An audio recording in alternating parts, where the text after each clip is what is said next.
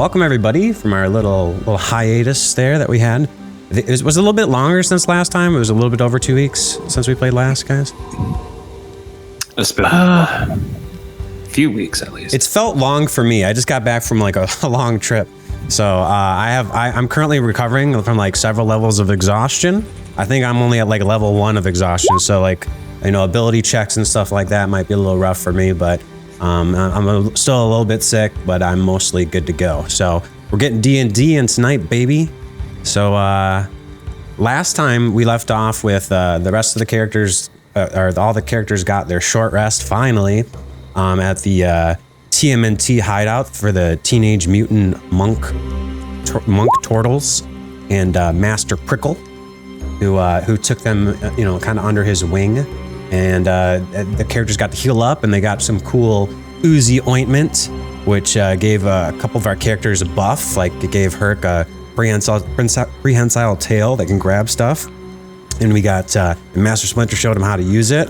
We got a bunch of cool items, and also we had Bigfoot took the ointment, and he kind of started turning green and looking like the Hulk. So he's got advantage on strength checks.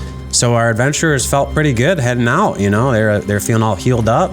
They left the lair of the monks, and then they headed down the sewers. So let's see. Oh yeah, you know what? I just realized Ian doesn't have his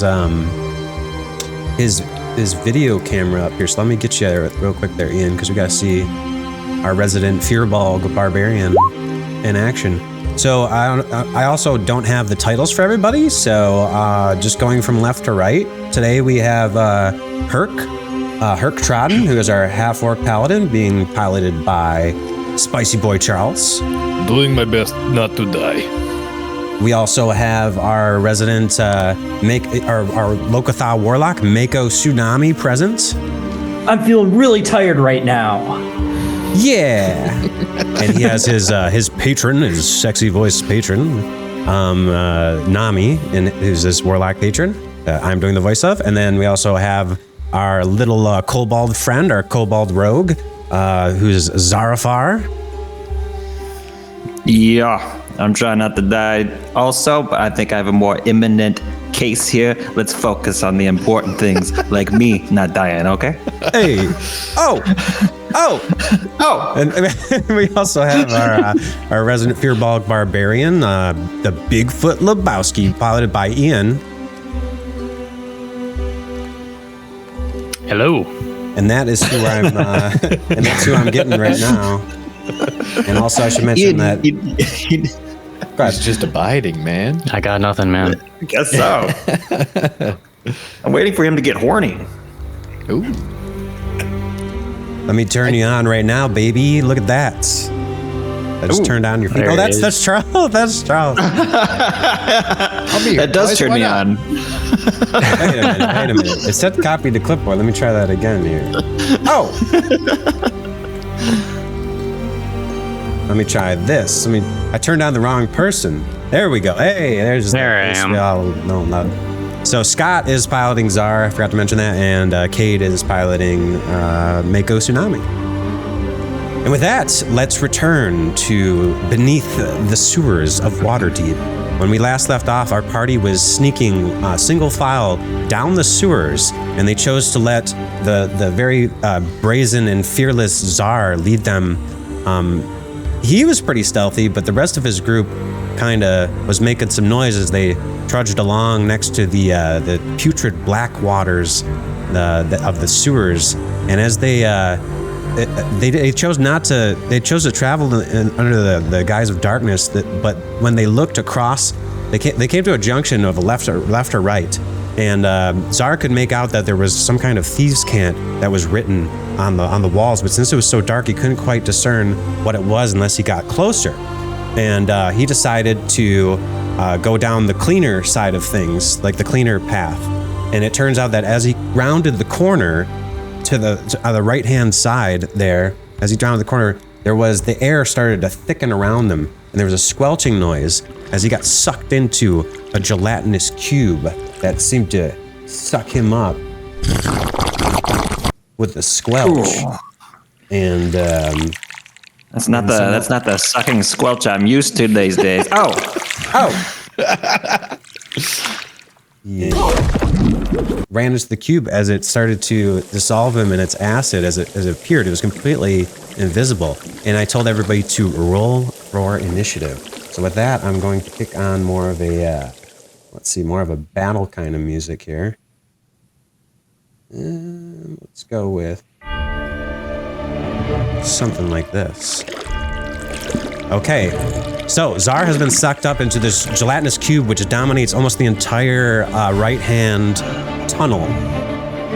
And up first, we got Bigfoot. Bigfoot, you see that Tzar is sucked up into a gelatinous cube. What do you do?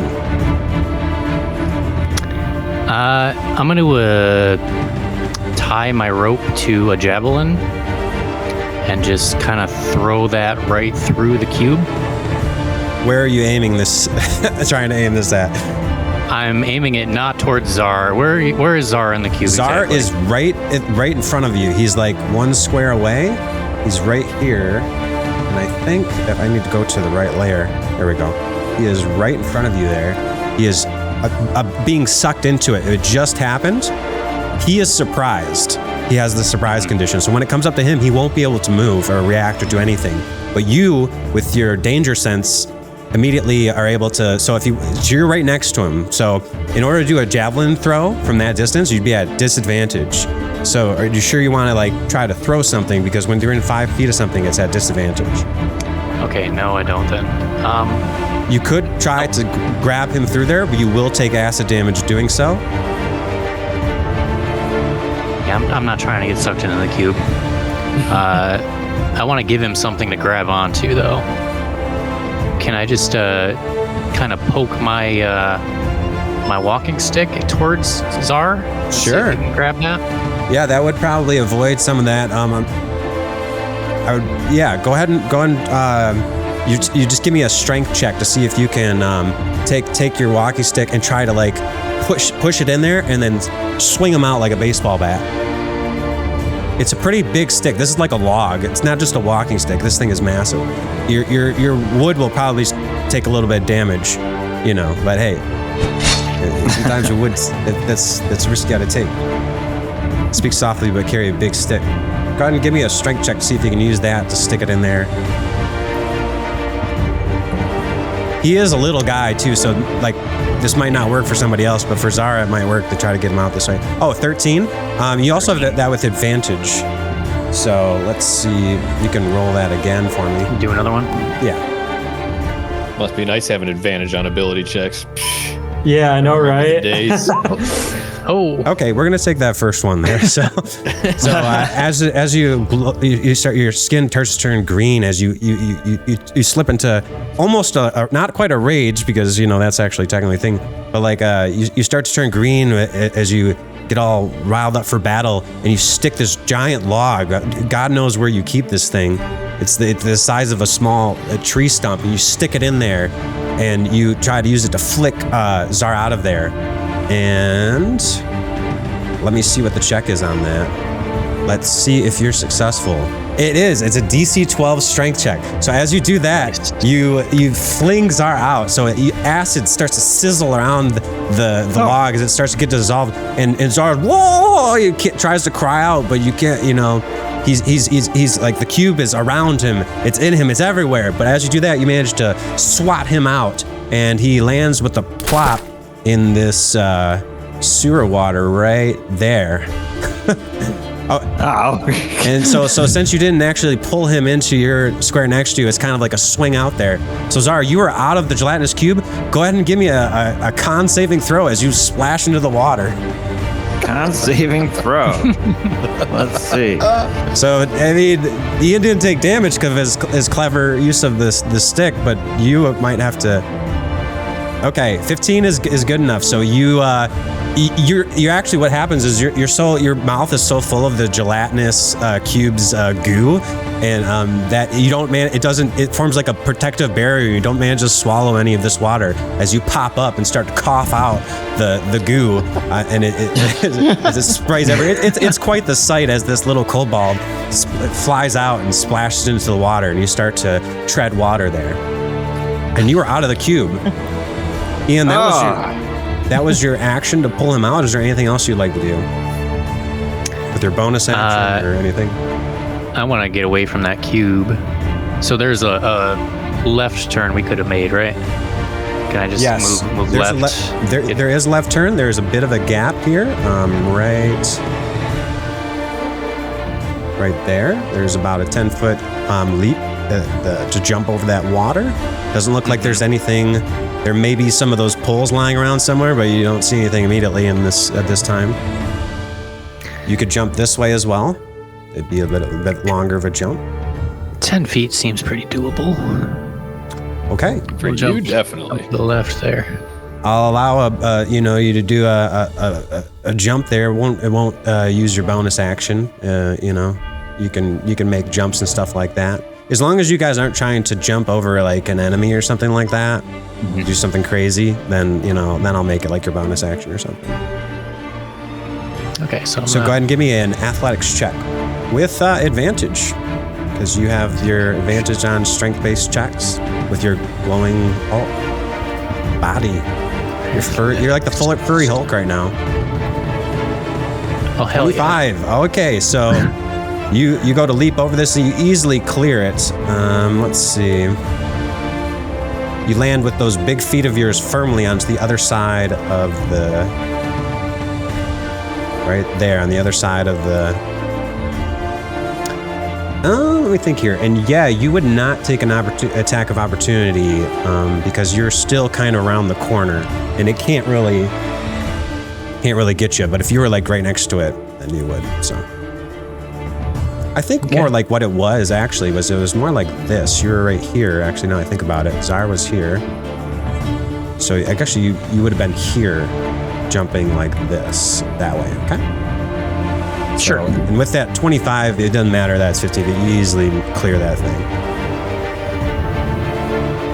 Okay, now you're successfully land across from that. As you look down, like, so are you? Which way are you facing? You want to face this way, or you want to keep your eye on the cube? I want to keep an eye on the cube. I want to kind of like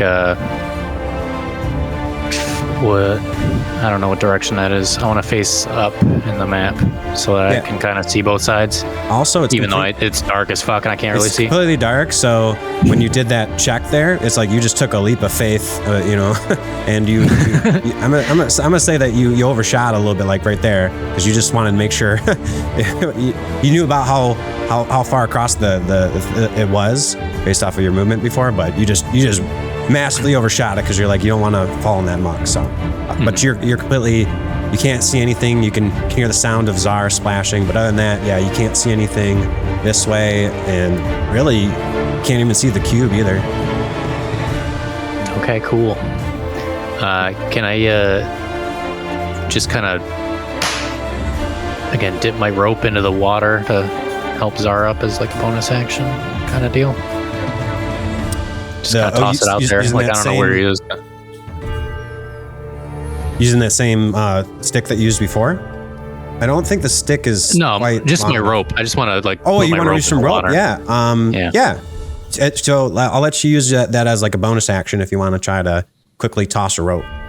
Yeah. Give me a sleight of hand check. Bigfoot's over here tossing ropes.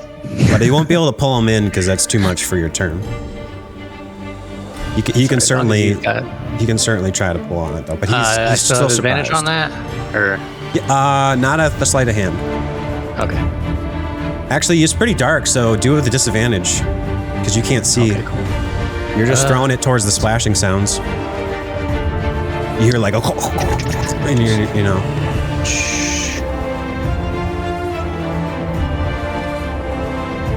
14. All right. Okay, so you throw it where you think you hear the sound, so it lands about 5 feet away, like right here, right next to him, and he could probably, with decent amount of effort, probably reach out and grab it before it starts to sink too far. And with that, that's pretty much all you could probably do, unless you still have your reactions. So I think I'm good. Okay, go ahead and pass your turn. I think I'm gonna pass my initiative over to Raynar. Okay. 1 second as I try to turn down the music just a bit. Seems to be really loud. Okay, cool. There we go. Did you? So now Renair's in front of you, right? Yeah. Looking. Looking good. Okay, so Renair is going to, he's in the back, actually. So what he's going to do is he's going to light a torch for you guys so you can see. He says, "Gods, what the hell is that?" All you can hear is the squelching noises and it just sounds like chaos as there's everybody splashing around, jumping around, throwing ropes. Lots of splashing noises and gasping for air. So, let me give him the torch. All right, so did that light things up for you guys? Yeah. For those who can't see? Okay, great. Okay, and with that, he's going to use his movement to go past Mako and Hurk, so that'll cost him double movement. He's gonna go 15 feet, so he's gonna use all of his movement, 25 feet of his movement, and he's gonna try to, he sees Bigfoot on the other side, he sees there's a clearing, and he's like, well, first of all, he runs in, he sees the freaking gelatinous cube, he's like, what the hells is that? And then he immediately just starts to try to jump it, so he's gonna do an athletic check to try to jump away from it as well. He doesn't quite notice Tzar is splashing in the water, he just sees giant cube, I need to run away. I'm gonna give him a check here to see if he can jump across. Athletics.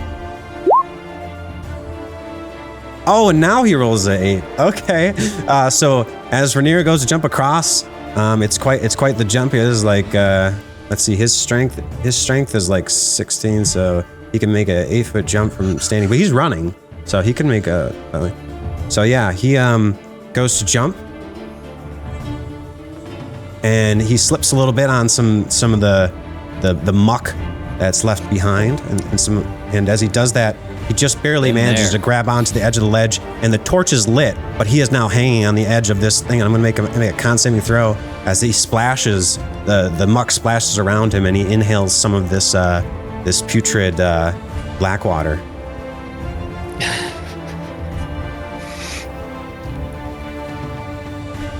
And he rolls an 18, so he doesn't contract any sort of disease, but he's just hanging on there.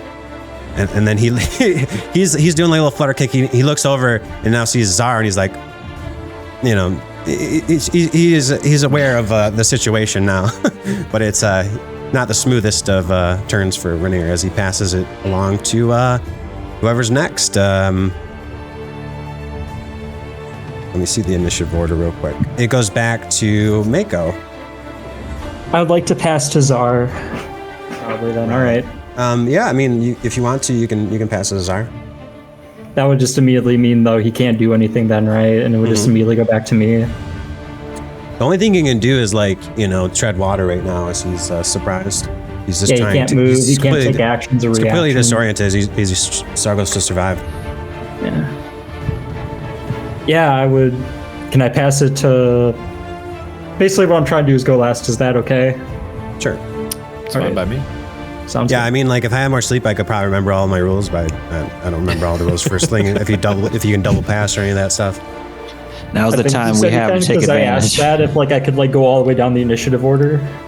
You can go as far as your group goes. So the gelatinous cube is dead last because it's so slow. Normally there'd probably be other enemies that would be interspersed in between. So, but you'll definitely go before the cube if you pass. Yeah. You can pass. Okay, so pass the Tzar. So I'm gonna give Tzar a 17 point. I think go ahead. So Tzar, you're up. Oh, for real? This time, like, besides being surprised? No, you're surprised. No, I mean, there's what's going through Czar's mind right now? Psych! I think we should have turned left. You're not an ambi-turner. You can't turn left. All right, and with that, Tzar flails around, struggles to survive as he's in this putrid water, just been swatted out by Bigfoot into the murky water. With that, we're gonna go to Mako. You want to defer back to Hurk? Yeah, I'm gonna go refer back to Hurk. Okay, go ahead, Hurk. Alrighty. So at the angle that I'm standing, how much of this interaction did I see? Okay. So you have dark vision, so you could see what was happening. You saw that Tzar got sucked into something. You heard the squelching noises. You saw Bigfoot jump out into the darkness, make a big leap. You saw Rainier light the torch. And now that things are lit, you can see Tzar flailing in there, and there seems to be some big some big enemy, because there's like some shadows cast slightly behind it, like in this area right here behind it, and it seems like there's this massive creature there's a shadow of that's like kind of cast over him, but you're not sure exactly what it is. Okay. Can I? If you move forward, you'd be able to see it, but if you move illegal move here, you would. Are you trying to avoid an opportunity attack or something? I am trying to set up a dash maneuver. Ah, okay. Charge. Yeah, you can do that if you'd like. Okay, cool. So I'm gonna go ahead and just leap into action here with my charger feet. Okay. And basically just zoop, and then try and hit this fool right here. Okay. I don't know if that's legally in his space or if I need to move back one. He takes up the entire. So as you round the corner, you see what it is, and you're ready to just attack whatever it is, and you begin to charge in. And as you see that, there's just a giant wall that occupies the entirety of the chamber. As this thing has formed itself around it moves by becoming one with whatever space that's in. So it occupies both times. So you're like, you see a wall of jelly essentially, and now you're charging into it. And with that, cool. You can take a swing at it with your sword or whatever if you'd like to attack it. Let's do it. And I'm gonna try and smite this dude as well. Holy shit, okay. If it connects, I'm gonna use this charger ability to push him 10 feet back.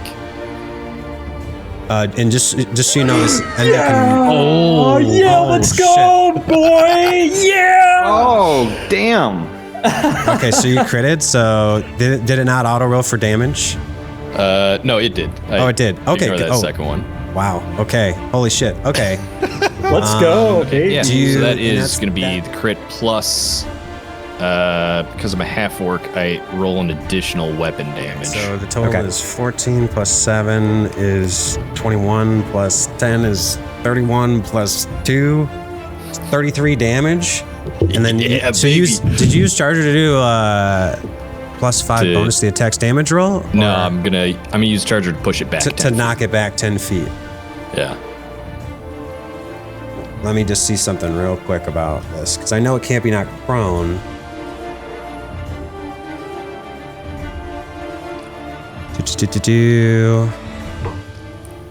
You know what? Since it's a smite, man, I'm gonna allow this push to work. So. Hell yeah! All right, so here's what happens. Okay, let me get this ready. Okay, so describe exactly how you're getting access to the smite. Like when you see this thing, like how does this come to you?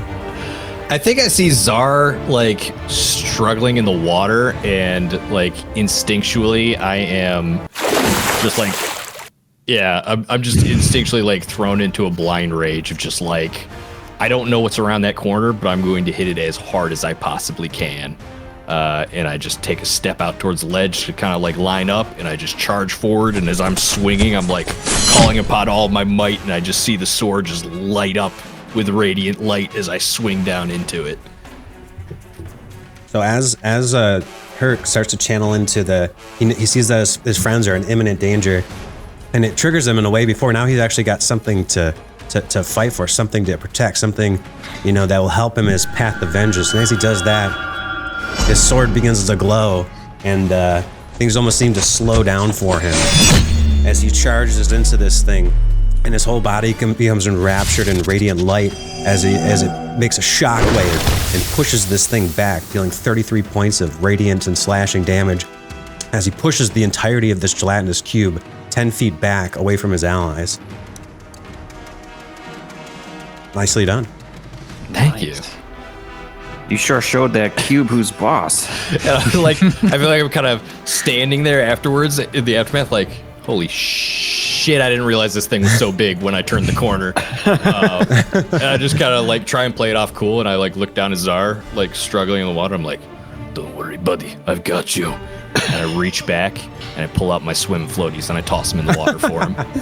Okay, bonus action floaties are deployed. So these do require you to blow on them though to get them up.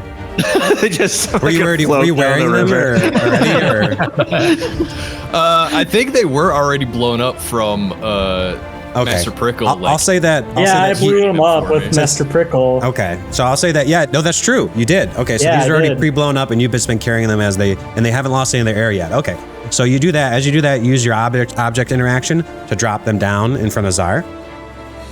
And now now Tzar has the floaties, but it doesn't have them on, but they're there. He needs them. I did what I could. And I look back at Mako and like try and figure out if he needs me to get out of the way or not, or if I'm in a good spot. I don't know.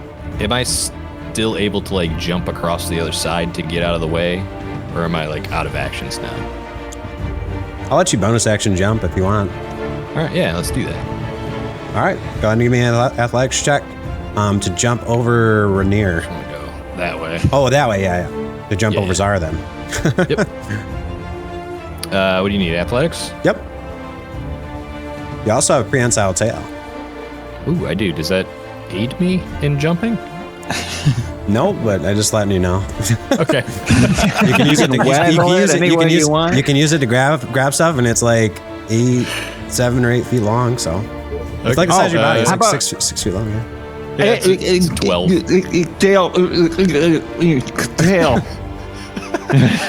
I think I'm going to, as I'm jumping across, I'm going to try and like whip around and see if my tail can like catch onto a pipe or something and like secure me on the other side. Okay. So selfish. As you look across, you don't quite see that there's a pipe. It's just like flat. It's a flat ground there. So you have dark vision and everything's lit. So everything's very bright for you. So you're just going to try to jump across? Yep. Okay. Give me oh, you already did. Oh, yeah. I don't think you don't have advantage right now, but that first roll is 18, right? It's disadvantage because I have exhaustion. Oh, okay, cool. So 12 is enough. So as you go to jump across, you leap across Tzar, and you manage to land on the other side there with your. It's a little bit strange because like you just rammed into this thing, and then you're like, oh, and then as you do that, as you jump across him, you drop the floaties, and the floaties are deployed as you land on the other side. And now you are successfully on the other side of the black water there. Excellent. Anything else you'd like to do? That's it for me. I'm gonna go ahead and pass my turn. All right, let's go Mako. All right. 5, 10, 15. All right. I assume that. Can I see if I can get myself across over here? Yep, so like right now, you can try to jump across there if you'd like. You'd be jumping over Rainier, so it'd be slightly difficult. If you don't want to land on Rainier and you guys both go down, you'd have to jump, let's see, 15 feet. So you could do a jump across there if you'd like. That'd be an athletics check. You could also jump over here. Hurk's over there, so like I don't think Rainier would be able to help you if you didn't make the jump, but you might be able to if you jump towards Hurk. You also see Tzar there, and he's got some floaties next to him, and he's floundering. And the cube is I'm not doing good, guys. The cube is like wobbling. It's like you're like as it's reeling. The cube is like taken aback literally by this. Did not expect it to be moved. This wall of radiant force that just slammed into it, coming out of Hurk's sword. Yeah. Or did you use a sword? Yeah. Okay. Yeah. Well, I can't put the floaties on Tzar. I don't think that's possible. Good. You're gonna do the help action.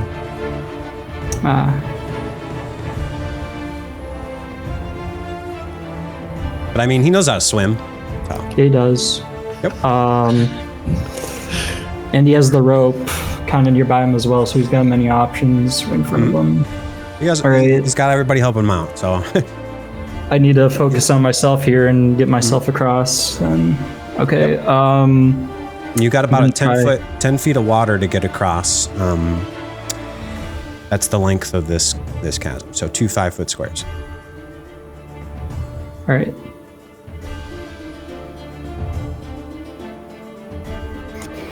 So what kind of check is that? Oh, for jumping? You're gonna jump across? I'm gonna try to jump across. That's yeah. an athletics check. All right, let's give it a shot.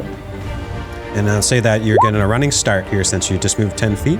So your jump distance would be equal to your strength. What's your strength? My strength is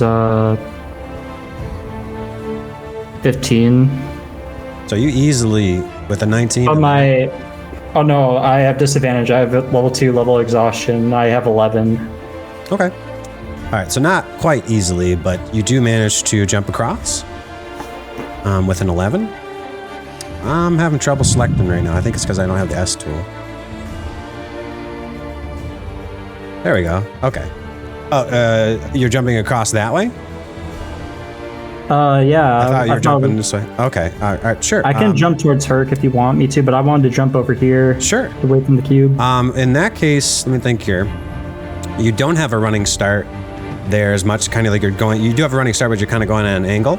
And I'm going to say that you go to jump across there, and you kind of land on Rainier, and you kind of knock him off as he loses his grip on the side, and the torch goes flying off, and the torch is extinguished. So now it is dark, but you do manage to kind of hop over Rainier, and but now it is you're unable to see as the torch is snuffed out. Oops. All right. So you still have your action. Yeah. Yeah, I still have my action. So with my action, I'm going to go and solidify, create.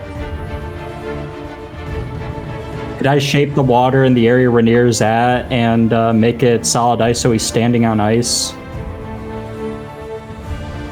Yes, you can shape that water underneath him and turn it into ice if you'd like. I'll do that. I'll cast shape water and shape the water so that way he can stand. Okay, go ahead and use shape water so it shows him in the chat, and then just kind of describe what that looks like when you cast a spell. I go and say dark water art, and then I clap my hands together, and then they start to turn blue, and then I touch the water and I said freeze, and then the water freezes below Rainier's feet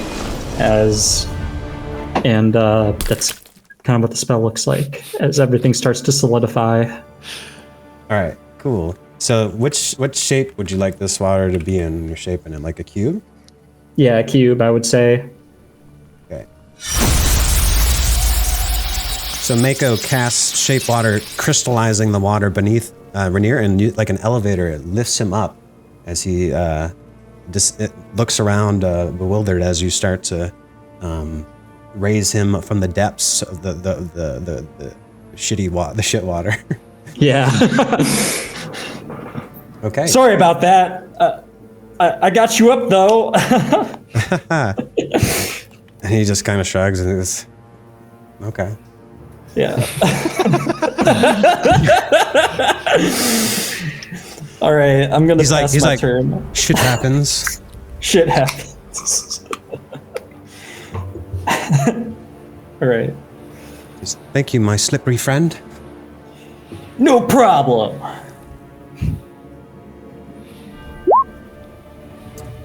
Sorry, I didn't realize every time I did a sound effect, it was going to kill the music. So. All right, cool. All right, now we move on to the. Did you pass your turn? Oh yeah, you did. My turn. You did. Okay, yep. Great. All right, so now we move on to the gelatinous cube. So this thing is wobbling and warbling along as it reels back. There's still the light is still fading, the aftershocks of the spell, and as the radiant light begins to disperse, it is now again total darkness as this thing begins to move forward. And as it does that, it uses 5, 10, 15 feet to move forward, and as it does, let me see here. This will be interesting. So it got moved back 10 feet, right? 10, so it moves 5, 10, 15. And as it does that, it sucks up, again, Tzar and Hurk as it uses engulf anytime that it enters a space. Everyone needs to make a DC 12 dexterity saving throw. So go ahead and give me, does anybody have exhaustion? Hurk, do you have 1 level of exhaustion, right? But that's not saving throws. I don't think that affects saves. Right. Not yet.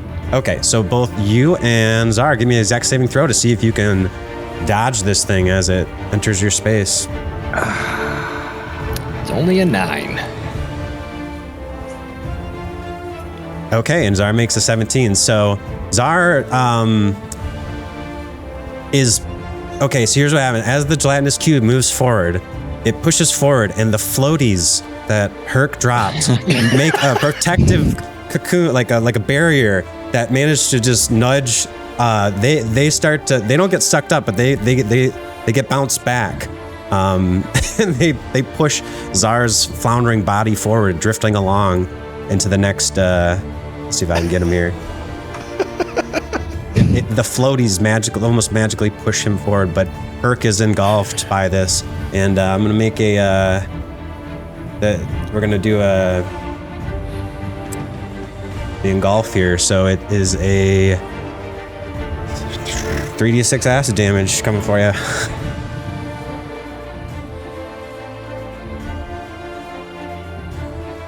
And it doesn't really have a automated thing for that. I'm gonna roll that. Dice up.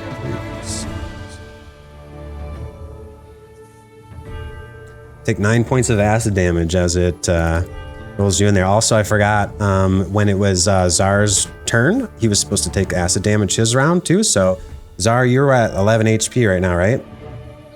Yes. Let's see if you should be making a dex saving throw here. You are going to be making a dex saving throw. As you start, the acid starts to sizzle around. You manage to get swatted out by Bigfoot, but you do take 12 points of acid damage, and now you're 12 points. Yeah. So like when you're engulfed by this thing, you take 12 points of damage, and I should have rolled that at the beginning of all this. So I'm gonna say that you're taking it like as you're floundering there. So you dropped 0 HP, and so when we come up to the next round, I'm gonna have you make a death saving throw. Okay. Should have put those floaties on when you had the chance, man. But he actually had no chance. I should have rolled it, first round as soon as he walked into it, right? So I just threw some floaties at his corpse. Like, here you go. Yeah. Oh man. I mean, so what happens right now is that he hasn't been stabilized, so he's going to make death saving throws until somebody uses the help action to stabilize him using a medicine check, like a wisdom-based medicine check, or you can use a healing kit, which I think Tzar has, the healing kit. Let me just grab that with my dead hands. If you use any kind of healing spell that brings him back to, if he has 1 HP, he'll be done making death saving throws and he'll be conscious again with 1 HP, or with however many he has. If he makes 3 death saving throws successfully in a row, or he crits on one of them and does like a double success, like if he rolls like a 20, then he will just pop right back up with 1 HP. But if he does 3 death saving throws in a row and fails all of them, then he dies. And when we do the death saving throws, I'm going to make the death saving throw, and you just tell me what you're seeing as your life flashes before your eyes there, Tzar. So think of something colorful. Okay. Jesus. And with the last words of Tzar.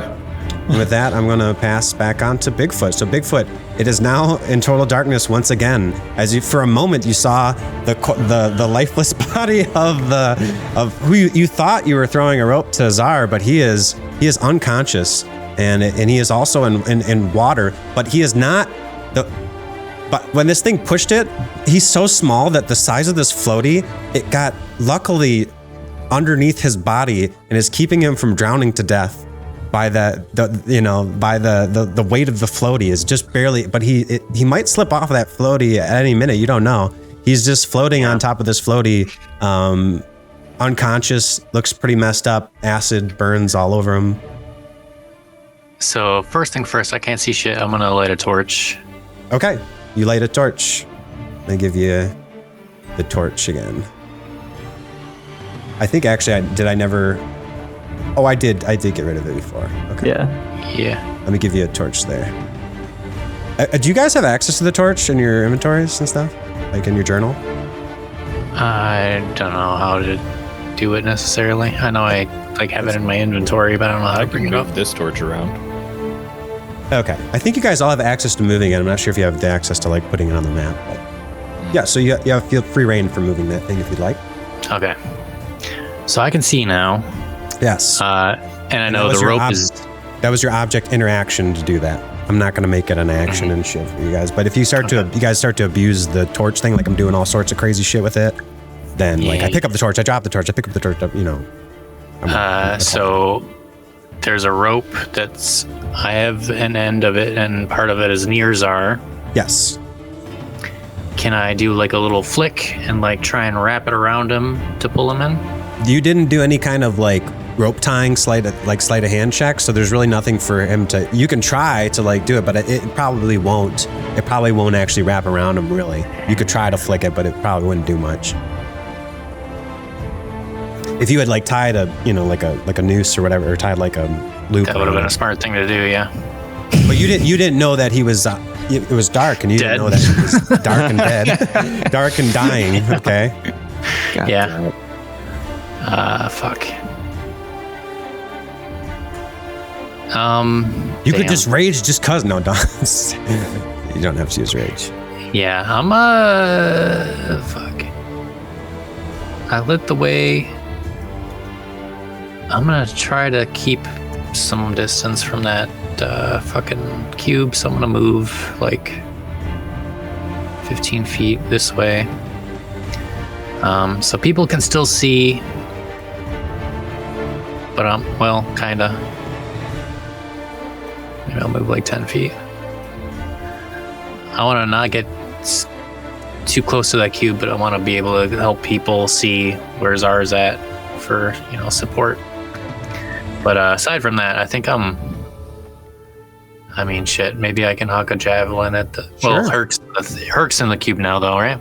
It would not... this thing is massive, and it's like hitting the broadside of a barn in terms of hitting it.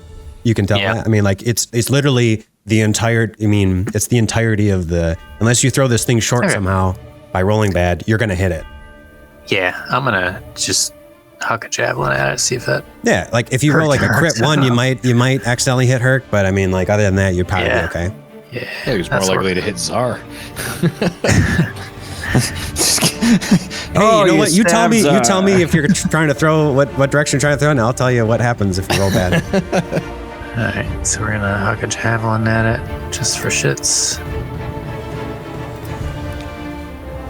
21. Nice. That does hit. Right. For are you gonna rage for this round or no? I know it is adding the rage damage. We can. I thought I was like already hulking. Does that kind of count? No. So like I said, you weren't quite raging. You're hulked, but it does. I just said that when you did it, it gave you access to another rage if you want, because you're out of rages. But if you want to rage, you certainly can. It's a bonus action to rage always, though. I don't think I want to rage. Okay. I don't know how that got selected. It's this automatic. It's a global attack modifier on your sheet. You can check it on and off. Same thing with Tzar. Tzar, you can anytime you do an attack, you can check that on and off, and it'll just always tack that on. And most of the time, you're probably going to be raging, but not in this sense. So we'll just ignore the rage damage and say it does 5 piercing as you chuck a javelin there, and it slips right into the dead center of it with a good toss, and it is now lodged inside of this gelatinous cube, and it's stuck in there, but it does 5 piercing damage on it, which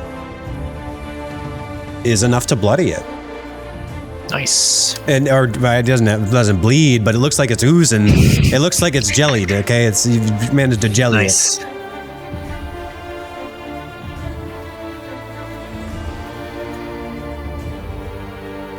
Okay, great. Anything else you'd like to do with your turn? You still have your bonus action, I think. I think we're set.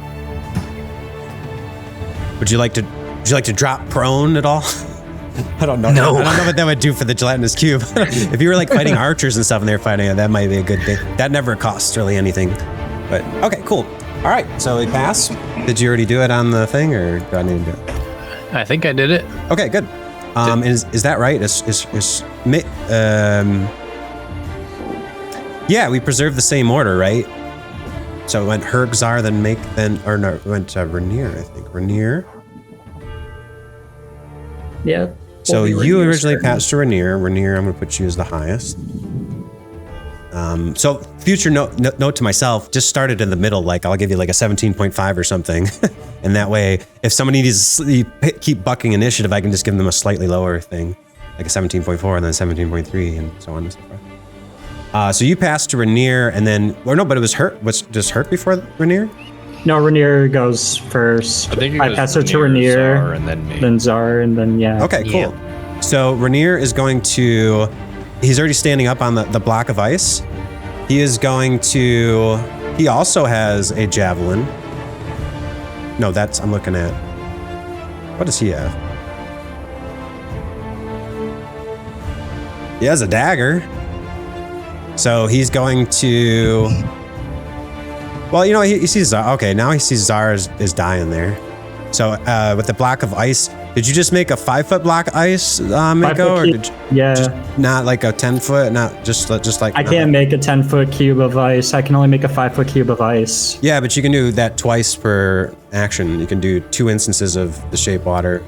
I don't think I can do the same one though. If you cast a spell multiple times, sure? you can have no more than 2 of its non-instantaneous effects active at a time. Yeah, so you can do 2 instances of the shape water for 10 feet if you'd like. I was just asking if you'd like to do that. You can always create 10 feet of stuff, right? Sure, I guess I could like create a 10-foot cube, like make it like expand out to here. So did you want, so knowing that, do you want to make it this way or this way? I think I should do like a... Yeah, I could have done it like a bridge. Yeah, let's do it like that. Like I make it like a bridge. Okay, so you make a bridge this way? Yeah. Okay, so let's draw, I forgot to draw your thing on here. Let's do a rectangle. Let's make it blue, or let's make it like light blue for ice. We're gonna say that right here is a little ice bridge that you've made, okay? And so with that, Rainier is able to just walk right over, and he goes up to Tzar, and he's gonna do a wisdom-based medicine check to see if he can use some of his things to stabilize you. Maybe do like some CPR on you. A little mouth to mouth. Floating and shit. Well, he's gonna pull you out, you know, first of all. But Okay. I mean, he'll probably pull you out, I guess, before, just in case it's not successful. So let's have him do. Let's have him pull you out, and they'll have to do a sleight of hand for that, which actually should be pretty good for him since he's a rogue, and they're dex based. Normal roll. Sleight of hand. 11. So he manages to scoop your little body up there, which was not very hard to do, and he manages to grab you out of there. I mean, I guess it would be athletics check technically, but whatever. He pulls you out of there. He would do well with athletics. So he pulls you out of there, and he's going to do a wisdom check to see if he can. You know what I'm gonna say that he pulls you this way out of the cube, not into the cube. There you go. All right. There you go. So he pulls you out of there, and he's going to do a wisdom check here. Medicine. Rolls a 2. So, God damn. So he doesn't really know CPR, but he's seen it performed before. So he just starts like pounding on your chest like that. More bone. And your lifeless body is like covered in acid and shit water, and he's just wailing on you. And there's shit flying, little particles of shit water flying everywhere and muck. And his hands are slipping, and he doesn't really know what he's doing, but he's banging away. Damn it! And you stay unstabilized. So I guess that's what I mean. He's like, live, damn you, live. But he doesn't know what he's doing, and he doesn't have anything really to help you. So I'm gonna say this. Let's say he uses a goading attack. Oh, he's got to use a weapon attack with that. All right.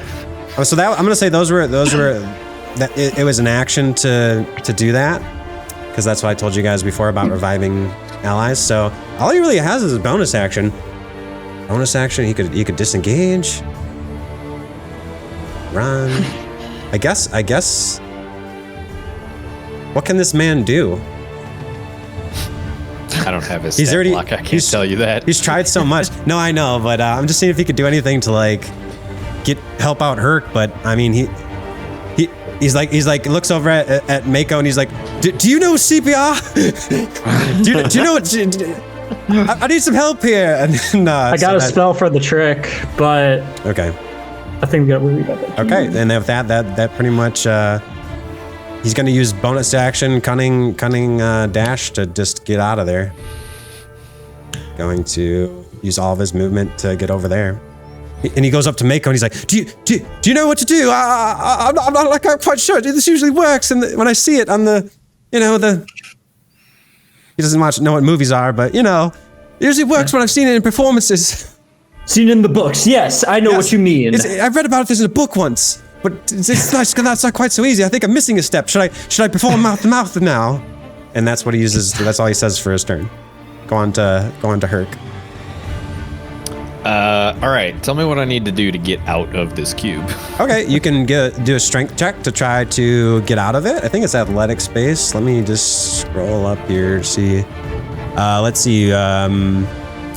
Whenever the cube enters a creature's space, the creature must make a dex saving throw. On a successful save, blah, blah, blah. You can be pushed 5 feet back. On a failed save, blah, blah, blah. An engulfed creature can try to escape by taking an action to make a DC 12 strength check. On a success, the creature escapes and enters a space of its choice within 5 feet of the cube. All right.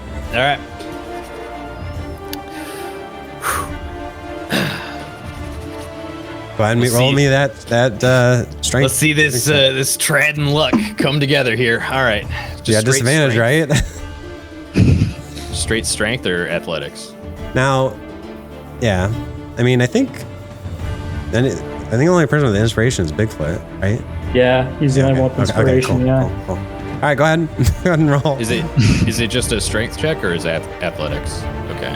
It is strength athletics. Yeah. Okay. You can always use your. An 8 is not enough. So as you start to squirm around there, first of all, there's this javelin that goes right next to you and lodges itself in there. So you try to grab onto the javelin as you go out and try to use that to push through. It's dissolving too, and it's lodged in there as well. And you don't manage to quite escape this thing. You make your way to it as it starts to just seep into every pore of you, and acid begins to dissolve your armor. Okay. Is there anything else you'd like to do? Yeah, I'm gonna click my Boots of Extra Action. There you go. You got another action and took an action to do it. Shoot. Yeah. Crap. That's all I got. No, you can click your Boots of Extra Action, but they cost an action to do. So you gain an extra action, but then it costs an action, so it really doesn't do anything. But if you ever find, I already used my action. If you ever find some clever thing that lets you, where if you do every time you do an action, you get something, maybe that might become some sort of exploit. But for right now, it gives you an action, but it costs an action, so essentially it does nothing. It's like a joke. Okay, do you want to use like a check or anything, or are you good? I don't think there's anything I can do. You already passed. Okay, so I'm gonna go and roll we're gonna go to Tzar. Tzar, describe what's happening now as you see the life flash before your eyes, and this man Rhaenyra's is pounding away on you. What insights can we get from Tzar as he is fighting for life here? As I'm fading out and my ribcage is being destroyed by this man. I picture a time in my life from long ago, my first birthday, after I emerged from the egg, and I was given a box dressed in bright orange colors, and I opened the box, and inside was my first shovel, an orange shovel, and I took it by the handle and I held it out aloft, and behind the shovel was a was a flame of a torch in the underground, and I could see the shape, and the shape was the shape of my life. I could see. And then that's when my brother started beating the shit out of me, trying to take my shovel. Wow, just straight out of the womb, just Jim Pachi, your twin brother, started for some reason just started beating the shit out of you. He wanted the shovel. This isn't how you remembered it. Is that actually canon, or is it just being warped by the actions of what's happening? I think it's being warped. He's not in quite the right state of mind. You're wondering, as your life flashes before you, why your brother beat the shit out of you that one time when you guys came out of the egg, when you guys hatched out of your egg. Did you guys share an egg, or was it just like, because you're twins, so it's like a twofer? It was just it's rare for a kobold to have several eggs, but our mother had 2 eggs at once. It's how we're twins, and so we both came out, and I was given a shovel right away and told to be put to work. Is it like a baby shovel, or like they have child-sized shovels in your society? Yeah, it was a small. Wow. It was a small shovel. That says a lot. But it was big for me. And you're like, and your parents were like, "Wow, this kid looks like he can dig, man. So let's name him Xanathar, the hole digger." Yeah, and when I was given the shovel, they were like, "Happy birthday! Here's a shovel. That's your gift." That's your gift. Hey, hey. Did you say it was an orange shovel, or what was orange? Your egg was orange, or that shovel was orange, or something? The shovel was orange. Oh, that's nice. That's kind of your color, man. Because you're weird. Because you're kind of like an orange kobold. Most of them are red, occasionally blue, but mostly just red. That's why I was given the orange shovel. All right, man. I'm gonna make a death saving throw for you here. So what happens when you make a death saving throw normally is you guys would roll it, but I'm gonna do it secretly so you guys can't metagame. And if you do 3 in a row, you get to pop back up. Success. If you fail 3 in a row, you die. And a failure, it's just a straight roll, a d20 roll. So it's just what you roll. It's higher. Like if it's 10 or higher, it's a success. If it's lower, it's a failure. And I just made you roll. So let's move on to the next. So I have to get 3 above 10 to live? Yep. Or if you roll, so you did not roll a 20, because if you had rolled a 20, you would have popped back up automatically. It would be a crit success, but I did not roll a crit success. You guys can't see that, right? Okay, good. Just making sure the stream can't see it. Okay, great. I mean, maybe great. Great that we did that. That's what I'm saying. And then we're gonna move on to the next one. Yeah, this is not sounding good. I think your camera went out on the stream there. Oh, okay, cool. I'm gonna turn it on. Okay, cool. And I'll stop talking to myself here. And Tzar, if you can, try to pass your turn for me. I think you're up, right? Yeah. That was we gained some insight on your birthday. My birth. I mean, it was your birthday today, hey? You know? Maybe it'll be your death day, too. Remember we celebrated your birthday earlier? Remember that? Oh, yeah. Why is it not... I'm clicking the button. Okay. There's turn order. Okay. I don't know. Here, let me do it for you. So you see like what it just did there, how it's now showing the EOT thing? You would click that. Yeah, that's what I was doing, but I wasn't doing it. But are we on Mako now? Is that right?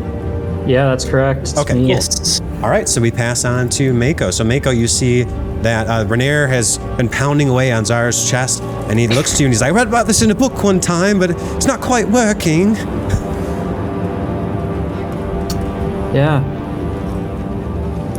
Yeah, it's not. Mako's like, cool story, Nothing's bro. working right now. Nothing's working in our favor.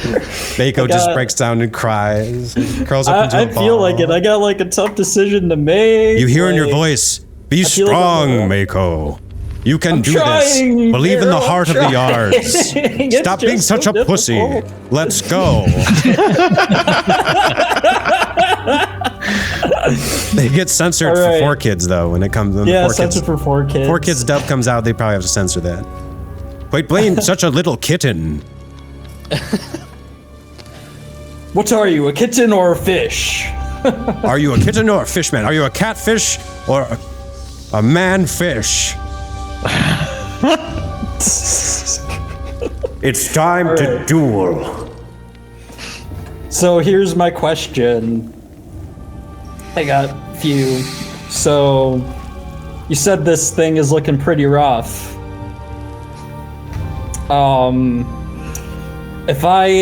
And I know it's probably like some of it's in the water, correct? Since it's like in between, it has to probably be sinking a bit into the water to be able to move. This thing is able to move over the water. It's able to like shape itself around anything, and water does have enough pressure for it to float on the water. It's like it's not so dense this thing enough can float on water. Yeah, it's not that dense that it would sink. Okay. So I can electrocute the water. All right. It is touching the water, and it does have the soak condition. Yeah. So I was thinking that it would deal double damage potentially. But that could hurt Hurk as well, and that was going to be my second question. I would probably kill Hurk doing that, so I don't think I can do that. I'd rather die by your hand than to this thing. just to clarify, you wouldn't kill him. It'd be double damage, but I mean, I don't think you.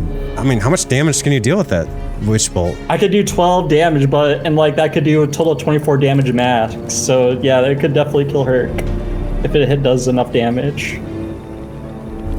Yes, 20 HP. I mean, the way I usually rule it is like, okay, so he's got 11 HP, right? And let's say you do 24 damage. It'd have to be like 20 plus 11 to kill him. All right. Does that make sense? Yeah, it would just knock him unconscious and he would fall into the water. So if you guys are thinking about how much damage you can take from like a massive attack, just to avoid weird crit situations, like I make it so that's your whole health bar, and then plus whatever you have left to kill you. And here's my third question. Am I able, if, let's say hypothetically, I could get Tzar back up, would I be able to take him with me and we move forward, and I can move forward a little bit, like we do the hand thing where like... You could carry Hurk him? takes my hand, yeah. And to do so, that would be half your movement while you're carrying someone. All right. But he's so small. He is, but... Yeah, but I'm so tired. It's true. It's true. Mako's very tired right now, Tzar. Like, do you see how Ian is holding that cat? That is the equivalent. If it was Bigfoot carrying Tzar, I'd probably just rule it as normal, like normal movement. Yeah. But not Mako. I mean, he's pretty big. He's like almost 6 foot, but it's, I mean, that's not, 3 times you're not nearly 3 times yours, but yeah, he's no nearly 8 foot tall Bigfoot man, who can carry 2 people at once kind of thing. Yeah, I guess if there was any time to use this, it'd probably be now. All right. You're getting lucky, Tzar. All right. Mako puts his hands together, and they start to glow blue once again, and he says, Light Water Art. Cure Wounds. And I cast Cure Wounds on you to bring you back. I love it. So I'm going to go roll that right now. A 1d8 plus, what's your what's your modifier? I don't have spell casting modifiers. It's a 0. Uh-oh. It's a 0. Okay, what is the basis? It's just intelligence or something? Or? It's wisdom. Wisdom, okay. Yeah, Mako's not a very wise guy. You're a warlock, right? I'm a warlock, yes. I do charisma-based modifiers. It's a spell from a different spell list that he's pulling from using. It's from my feet. Magic Initiative. I finally get to use it. You guys haven't really seen me use it besides the cantrips like Shape Water and Guidance. But this is like the spell I chose in case of emergencies. So he can't use his charisma because it's not from the warlock or a charisma-based like spell list. Yeah. But he's got it. And Tzar gets 6 HP back as I go. Oh God! And bring him back. How does it look when you cast your spell? So you put your hands together or something? Or? Yeah, I shape my hands together and kind of like friction, did you and then like CPR kind of. No, like like what are those things called? It's a touch spell, so you got to touch them some way. Yeah, I'm getting to that. What are those? machines called? Like the defibrillators? Yeah, like I do like a defibrillator. Yeah, I rub my hands together like a defibrillator as they turn very light blue. And I put it on Czar's chest as he just absorbs in blue light. And I say that line, light water art, cure wounds, as he just is, like, I don't know what he would look like when he comes back, but that's what I do as I place my arms on him. And with that, my hands on him. Boom. Beautiful. You get 6 HP back, Tzar, as you're brought back to life, and you hear a high pitch that sound of the, like a as he does the little CPR on you, and it brings you back into the realm of the living as you wake up on an icy bridge and begin to start looking around and coming back into conscious. Did the fish do a thing again? Now I go and I pick up Tzar, scoop him up in my arms like a mother holding his child, their child. And like I'm took my shovel. Tzar's a little disoriented as he is still reeling from this strange altered childhood memory. So I have 15 movement, so this would be probably 10 movement. That'd be then. 10, yep. Yep. All right, what's half of 15? 7.5. So I can only move once. Did you already move this turn so far? No, I haven't moved yet. Oh, well then yeah, so you have 10, and then this would just be 15 right here. Okay. And then, if you try to move through, you have 15 left, you could do, this would be another 10, and then this would be 30. I can't do that. With 2 levels of exhaustion, I can only move 15 feet at a time. My speed is half. Okay. Oh, okay. Yeah. So yeah, you can't end in the same space as somebody else. So you'd have to like try to do something else. Because this would be 10, and then you'd only be able to move to like right there, which is occupying the same square technically. You don't round up when it's movement. I can use my bonus action to do rope. You can action dash stuff, right? But you already used your action to. Oh, what's that? Yeah, I think I have an idea. I can use my bonus action to do do cool stuff with my rope, right? What if I could drag Czar's body as I try to walk? But you would end up walking. You'd end up doing half your speed as you drag him. It'd still be dragging, right? So you're still at the same weight. You know what I'm saying? So, yeah. I mean, he's gonna get that exhaustion's getting you, man. Yeah, I forgot about the half movement speed thing. Yeah. I can't get them. Could you teleport or something? No, man, this freaky fish guy is... I have my legendary fisherman stuff, so I can do cool rope stuff. Let me see here. We have that pulled up. That's just in your full character sheet. Yeah. Okay. Yeah, let me put this up on the screen for everyone to see. Repair, dismantle rope, interacting with rope or nets, remove binding, climb ropes. You can definitely like use your bonus action to bind them, but in case you end up moving, like if somebody else picks you up and carries you, that would work, I guess. You could just bind yourself to him, but anything bad happens to him, you're also gonna be bound to him as well. Well, I mean, you could let go, obviously, but anyways, I'm just saying. You could bind yourself to him with the rope, you could tie it around him. And then, Bigfoot could, grab me, move forward, and pull us both, technically, because he can pull, 2 people. Yeah. The only thing you can't do is try to grapple the cube, because it's immune to that. Yeah. It's immune to the grapple kind of shit. But, that could pull Tzar in turn, right? Next turn, you could, yeah. Yeah. Once his next turn. Okay, so you wake him up, he's standing up, and then you're gonna try to tie him up? Yeah, I'm gonna tie up Tzar. He's conscious time. Yeah, so. I'm gonna tie up Tzar. It's gonna look real bad. How are you gonna tie? Are you gonna tie him up with just a hand or something, or are you trying to restrain him? I'm gonna tie him up with a hand. I'm gonna tie up one of his hands. Okay, so you slip a little friendship bracelet around him. Yeah. Okay. Now Tzar, you have a little around your little kobold wrist. You have a rope attached to you. Is that the rope I had in the water, or is that a new rope? No, this is my rope. This is his rope, man. Yeah, you could do something carrying. with. Well, you could do something with. So Bigfoot's rope is staying there, and anytime you have proficiency with. Oh, can I tie that rope to Tzar? Yeah. Oh yeah, that was Oh, so and good. he's this holding shit on to rope? it, right? Yeah. Yeah, and he's holding on to it. Yeah. Yeah, no, go this ahead. Is perfect. All right. Yeah, I grab the rope from the water. I go and tie that around Tzar and Czar's hand, and then I go and move forward. All right. So 5. I mean, you could move for you. Well, it's black water. Yeah. I mean, you could. Yeah. What shape water? Shape water's like a yeah. I don't know. This water doesn't look clean to swim in. I mean, you didn't take anything with the medium water, but the super filthy water, you'd probably have to make a con save for. But you could, yeah. But you can't really move this way, and you can't really. You can only go this way, really. If I were to go in the water, it would actually boost my movement speed because my swimming speed is 40 feet, That's so that true. would make it 20 feet. You could go like this, Yeah. but you'd have to And make then a I con could- save.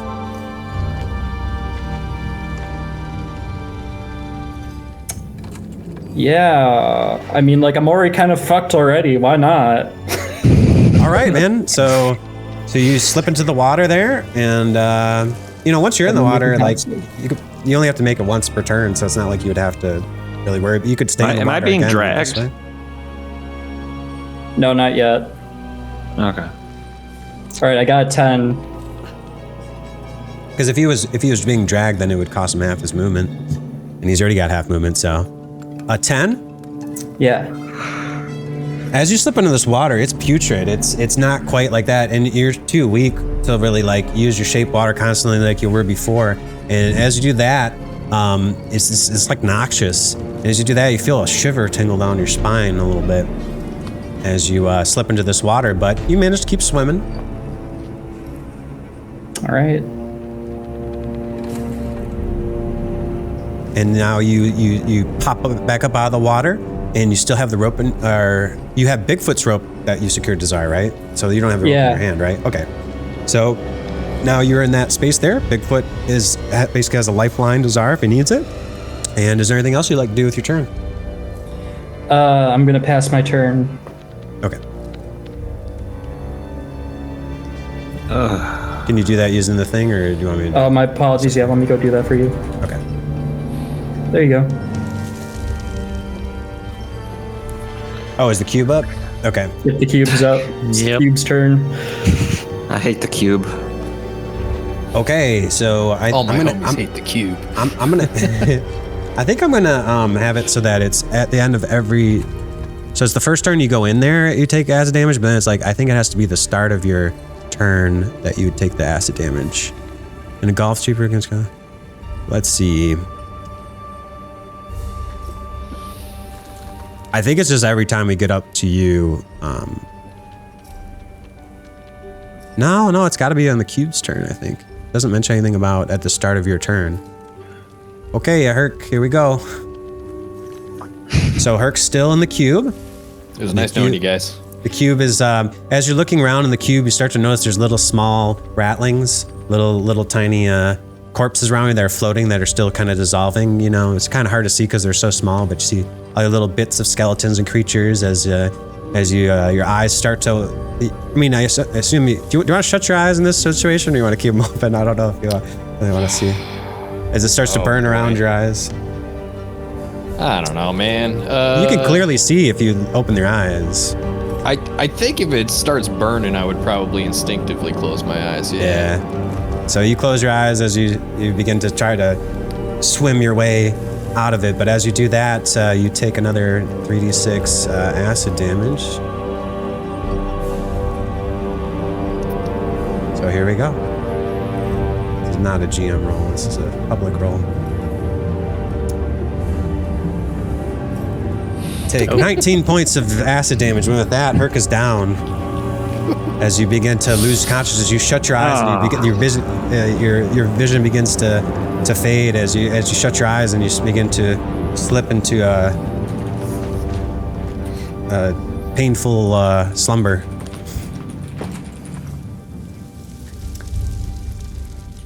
This is upsetting. And Hurk is that's not you. Yeah, you can update it, right, Hurk? Your HP.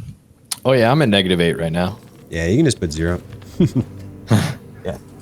Whatever you want. I like the weight of -8 to sit on your conscience, so I'm gonna leave it there. All right, man. Well, my conscious, the cube's conscious. I don't have the conscious here, so. Yeah, I'll just put this little thing here. Boom, there we go. Well, okay, you're not like, that makes it look like you're dead, right? Yeah. How about we make it a little less aggressive, like, I don't know, that's too much. You guys know what I'm saying. Like, you can tell it's the aura should change, right? Why didn't the aura change? Hey, I got a question, though. You did roll 6d6. What's up with that? Oh yeah, you did. I was just thinking there was a lot. I think it was just, okay, let me try that again. 6 plus 3 plus 2, that's... Okay, yeah, sorry. I thought it was the third column down, and I thought it was the third column was 3, and then I clicked 6, but that is 66. That's okay, 11 you take damage. 12, so you're dead. God damn it. But now I don't have the weight of my conscious with a -8. It's only, now it's only a -1. Yeah. I don't think it's letting me do the negative. You do it for me there. Okay, but like, as it does that, it starts to move forward again. And as it does that, it goes 1, 2, and 3, and it sucks up again. Tzar. Damn it! And we're gonna roll again. Make a dex saving throw. Oh my god. I hate this thing. Saving. Gelatinous cubes are very iconic monsters, man. They do suck. Oh. Give me a dex saving throw. I don't think you have advantage. 14 is enough. I think it's a 12. So as you do that, you I don't know why my guy you keeps wake throwing up, advantage. you look around, you see Hurk floating in this giant cube, and you're like, ugh, and so you manage to do like a little scamper away, as you do a little tuck and roll, a little parkour roll, and you manage to move away from it. And with that, that's all of its movement. It can only move 15 feet. Must be nice not having disadvantage, Tzar. Hey man, you could have had a Boy. 25. Yeah, man. I remember like 6 months ago when I didn't have to roll at disadvantage. That was great. Those were good times. I look back on them finally. Okay, and with that, we got Bigfoot. We're back to you, buddy. Okay. Man, we gotta kill this thing. I'm gonna toss another javelin at that guy. Okay, how many javelins do you have? I have...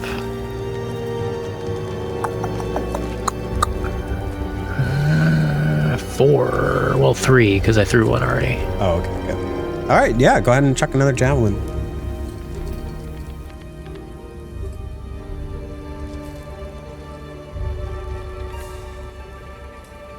So you guys have dealt like Nice. almost 40 damage on this thing, and it's bloodied. So just give you an idea of what's going on. 9 piercing. So yep, you do that, and another javelin sticks right in there. 25 is definitely enough not to hit Hurk, as you go right through the skull of one of those ratlings that's floating in there. A nice clunk in it, and more of this gore, the gooey gore starts to shoot out the back side of it as it's pierced almost all the way through by this very vicious javelin toss. Hell yeah. Nice. All right, and then I'm gonna. Is a dash an action, or is that like? Can I do that as a bonus? It's only a bonus action if you're a rogue. Okay. So yeah, it's an action. I want to move as far as I can with this rope. Now, if you're trying to pull Tzar along, you can move that. Well, no, I did say with Tzar, he's so light compared to you that it wouldn't be at disadvantage. So you can still move your full movement speed. If it was anybody but Tzar, it would probably cost you half. I get what, 30 feet? Yeah. I'll do 20. Just to keep. But he's got 2 people in front of us, so this is gonna be interesting. Tzar, give me a con saving throw as he tries to drag you past these 2.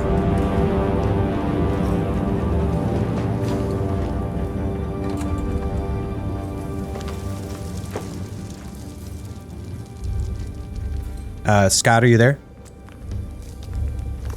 Oh, is Scott not here right now? Looks like we maybe lost him a little bit. Okay, you can He's not here. You can go ahead and pull him, and I haven't got a message from him or anything. You can go ahead and pull him. I'm just gonna have him do a con saving throw to see if he like bumps along these guys as he starts to get dragged along like a rag doll. 1, 2, 3. How much did you have? 30? I love rope shenanigans. 20. So 5, 10, 15, 20. There we go. I don't know, maybe somebody can text Scott, see if he's good. I mean, Ian's playing right now, but maybe somebody else could. Well, Hurk's up next. I don't know. We'll see if he Renier's comes up back. next. Oh, is he? Yeah. Oh, you're right. Yeah, you're right. He's... Okay, cool. No, maybe Charles or somebody could text him, see if he's having troubles. Or Discord or something.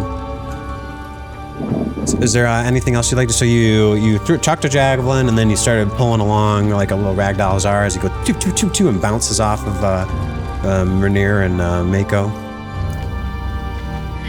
Yeah, I think that's it for me. I guess I want to maybe do like a. It's also completely dark. I should have made you do a disadvantage on that toss for the. Excuse me, but you know what? You're probably gonna hit because it's really easy to hit. So. Don't worry. Yeah, maybe I just want to kind of like do a little observation of like we're going down this other tunnel. Sure. It's kind of mysterious. Just, do I notice anything? Give me an active perception check with disadvantage. What? This is a perception check with disadvantage. Perception check. It's completely dark, and you're trying to check out your. I still have my torch though. You do? Yeah. Oh, did you do that at the beginning of the round? Yeah, he did a torch like a few rounds ago. Oh, so maybe it's not dark for you then. Well, yeah, I remember you saying that. Somebody lost their torch though. It was Yeah, It was Renier. Renier lost his torch. I took out a torch. Okay, after so you that. got a torch. Got it. You still have it with you? Is it still out there? Oh, there it is. Yep. It's underneath you. Okay, so I couldn't even see it because I got like all this other shit on the GM side. Cool. All right, so just a normal perception check. Normal perception check. As you're trying to see what's ahead of you.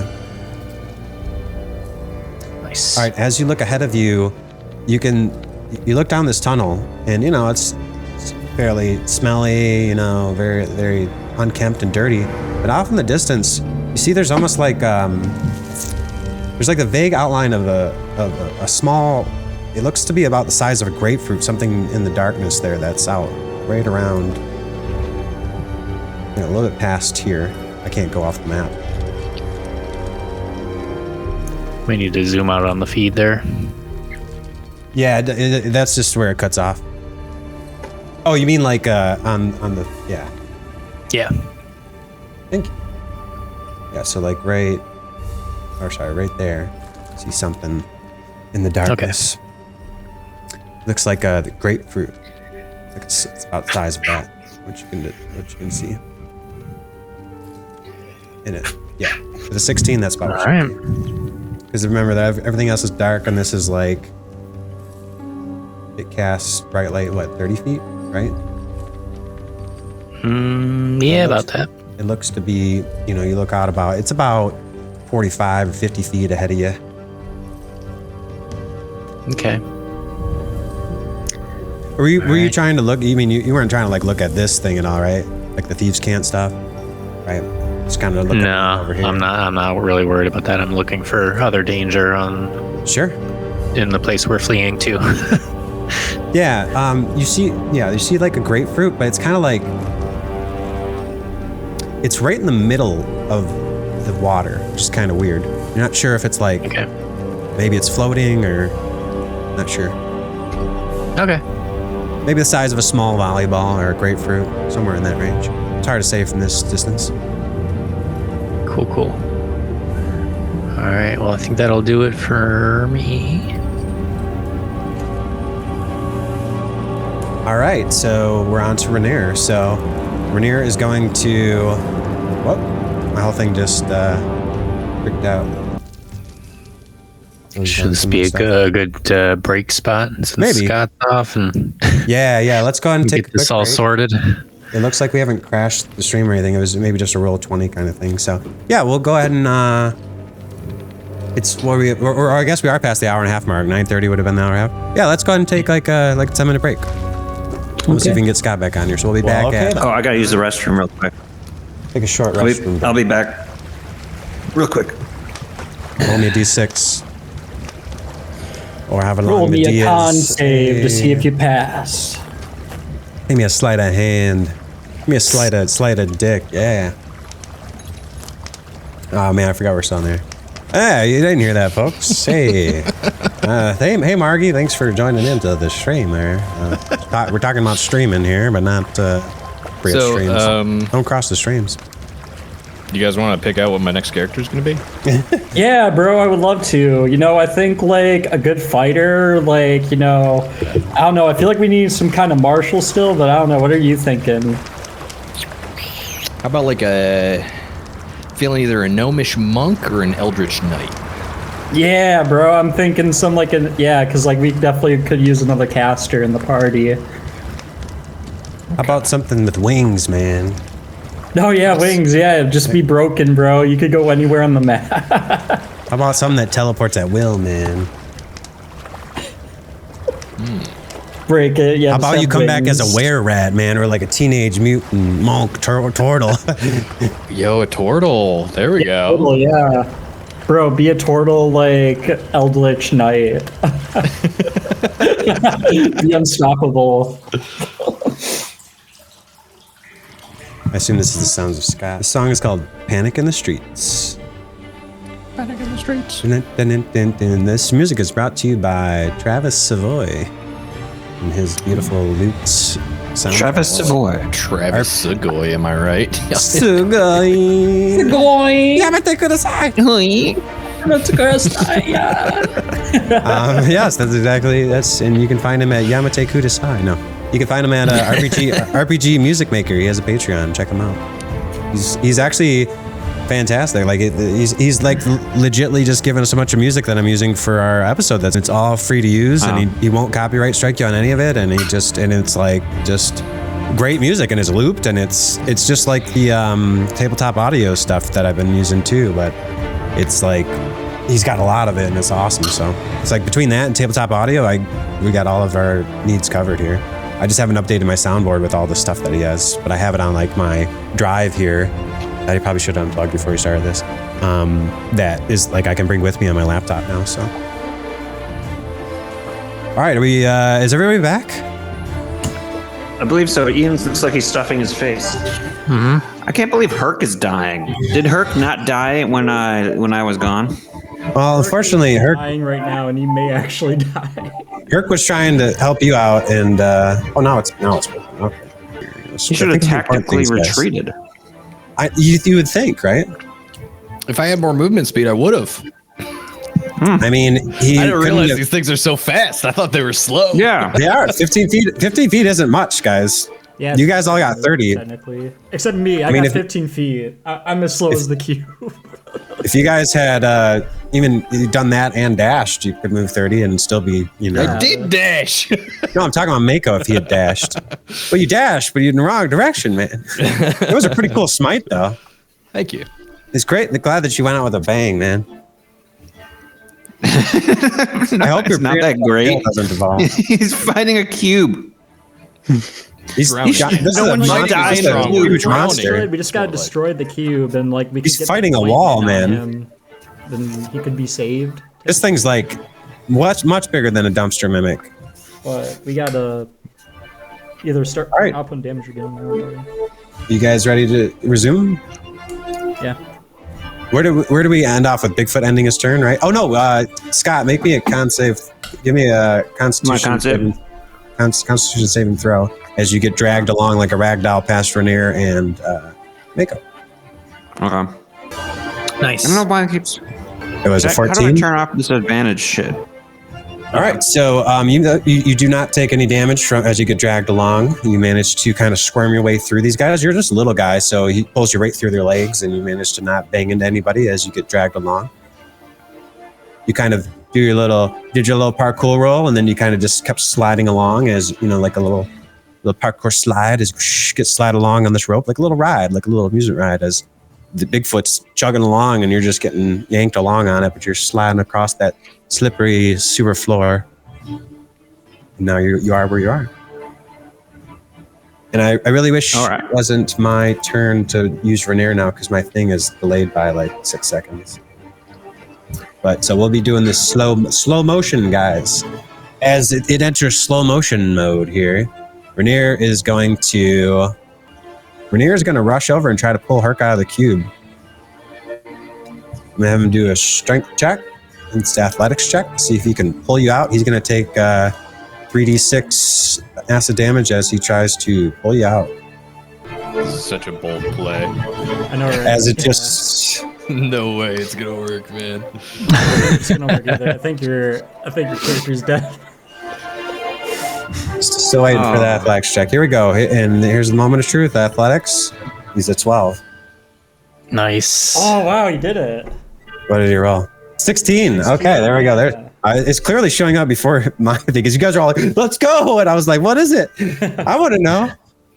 I should just like not tell you. No. Okay, so 16. As he does that, so he plunges in there and he manages to reach in there and push past the javelins and grabs onto Hurk's arm as he's unconscious and manages to pull him out. And he lands with a plop on the floor next to the cube, and I think the cube is going to move now because I might have grabbed the wrong thing. Yep. Anyways, now I want to move Hurk. I mean, Hurk can move himself if he wants, I guess, but you're going to land right next to Rainier on the left side. Let me move the cube back. And let me make sure it's 3d6 for that. I can't remember if it's less when you're trying to help somebody get out. How about somebody just roll me a 3d6 for me? Sure. I'll do it for you. I'll do the honors. Okay. Anybody can do it. I'm killing Rainier. 4. You rolled a 4? Yeah, I rolled a 4. 2 1s and a 2. Holy shit. I can't have you guys roll anymore. 49, so 49 minus 4, Wait, so 45. Okay, so he's not bloodied, but he's hurt by that. Okay. And he's like a little bit over half health. So, yep. So he managed to pull you out and he's like, "Come on here, not just yet. You've got a Xanathar to kill." Oh, you know what? You know what he's gonna do? He's going to not take the disengage action, but he's gonna use bonus action cunning dash, and he's gonna take an opportunity attack, but he's gonna try to get you as far away as possible. So he's going to use bonus action cunning dash, which is going to give him an extra 30 feet of movement, and he's carrying you, so he's going to get 3 extra squares because that's 15 feet. Or no, he's moved 10 already. He's moved 10 already. That leaves him with 20 left, plus the 15. 35. He's got 35 feet of movement left, but then he's going to have to go through you guys too. What exactly does an attack from this thing look like? It is just the acid that is swabbling around and splashing as it tries to suck him up. Tries to suck him up with its little pseudopods. But he is not. He's moving real slow, but he's getting there. Hurk, you can move with me if it starts to move him. Okay. So that is right there. That right there is In this square? You moved 10 feet. Then you moved 1, 2, 3, 4. He's moved 4 squares. 2 of them are with you. It's going So that to would do count more than as that, like- or we're absolutely just going to get sucked up again. He's basically used 4 squares of movement. I don't know if he has enough to even with that to get through both of you guys. I think that's as far as he can, but I'm gonna do the pseudopod attack from the cube to see how much damage he took from that. See if should be coming up in a second here.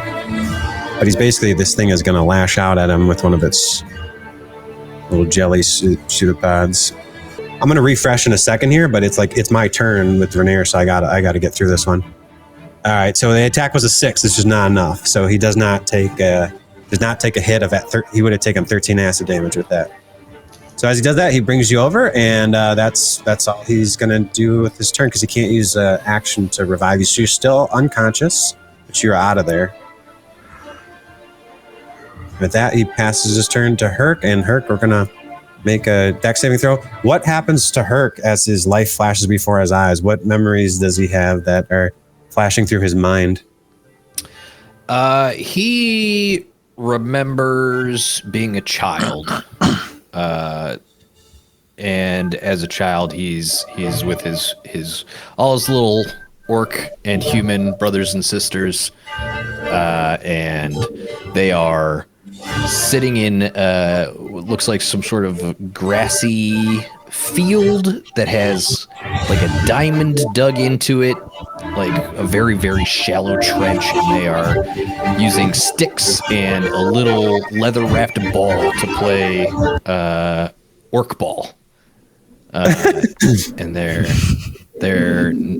taking turns throwing the ball at each other and smacking it with the sticks of wood, and Hurk is naturally gifted at athleticism, and he's a little bit better than all of his brothers and sisters, and everybody's cheering his name as he's running around the diamond, and scoring lots of points.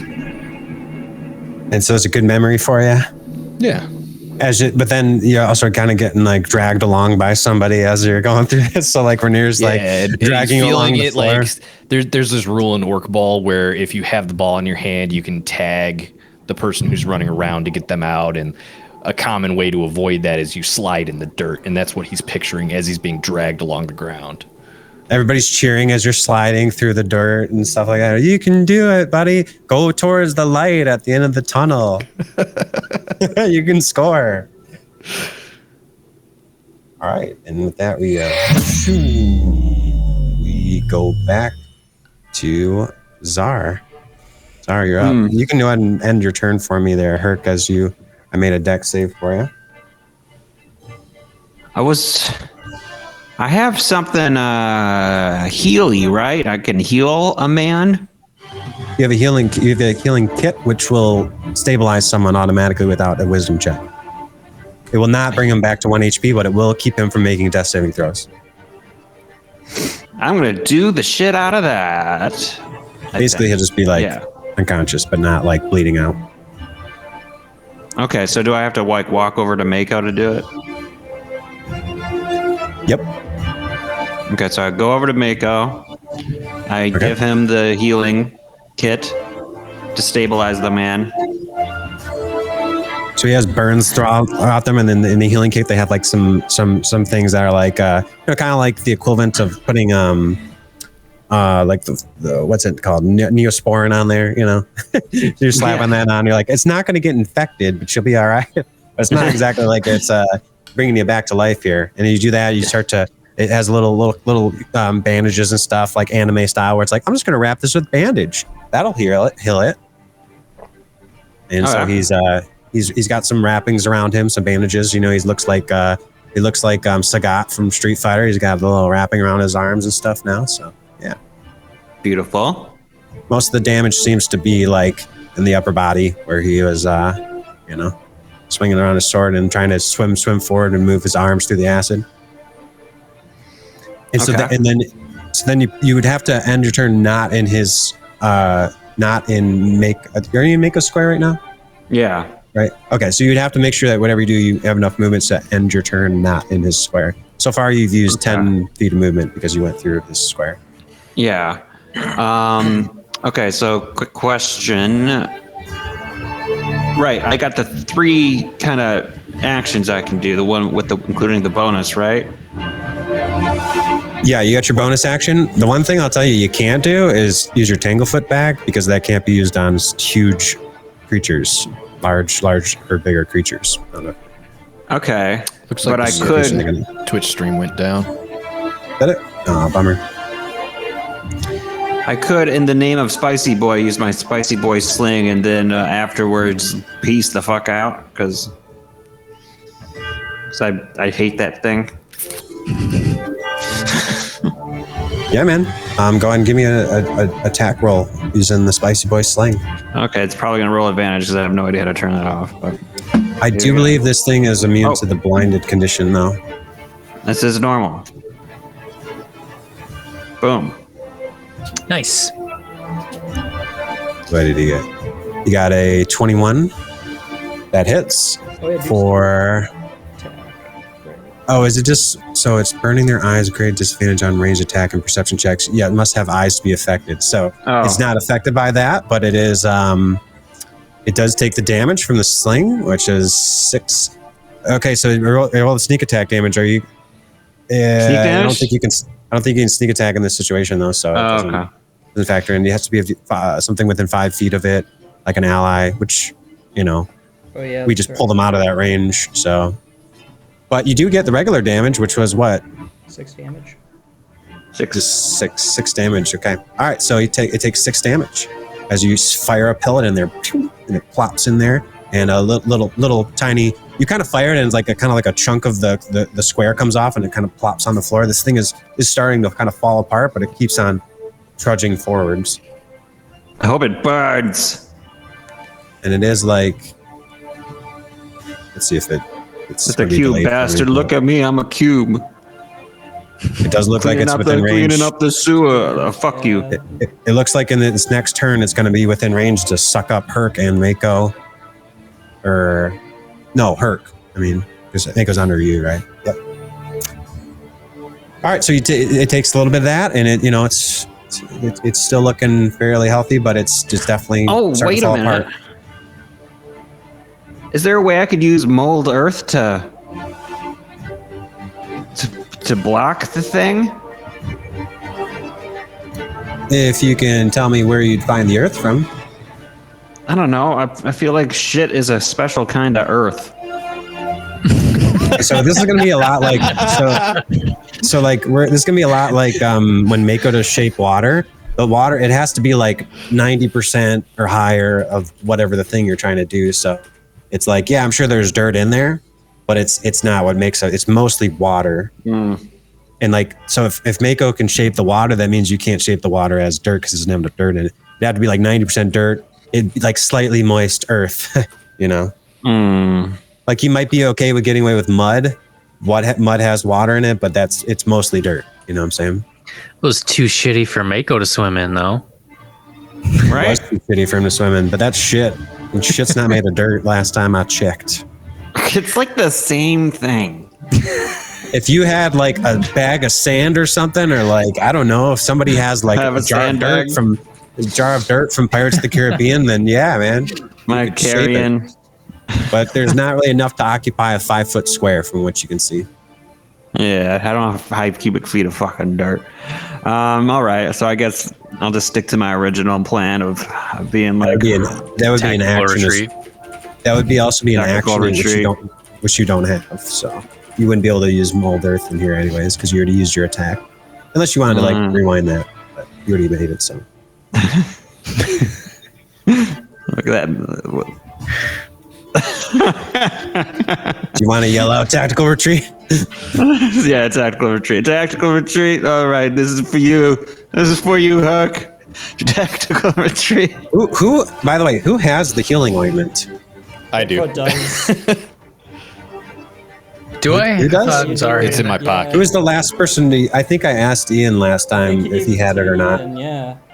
So I think No. that Hurk had it, and then he used it, and then Bigfoot used it, and he had it, and then I didn't hear anything about just transferring it, so I just assumed Bigfoot has it. Yeah, Bigfoot has it. He was the last one. Oh, the what's it? The salve.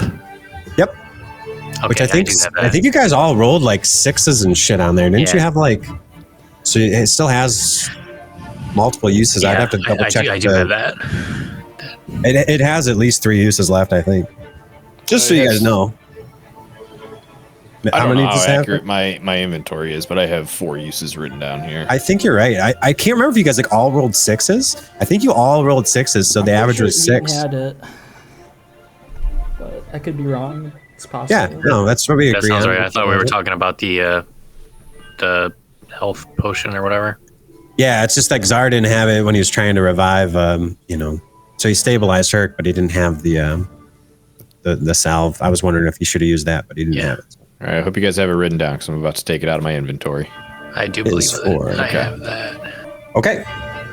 So, Tzar, you've used your action. Is there anything you'd like to do with your bonus action? Also, you can't end up in the same space as your ally or anybody. Bonus action.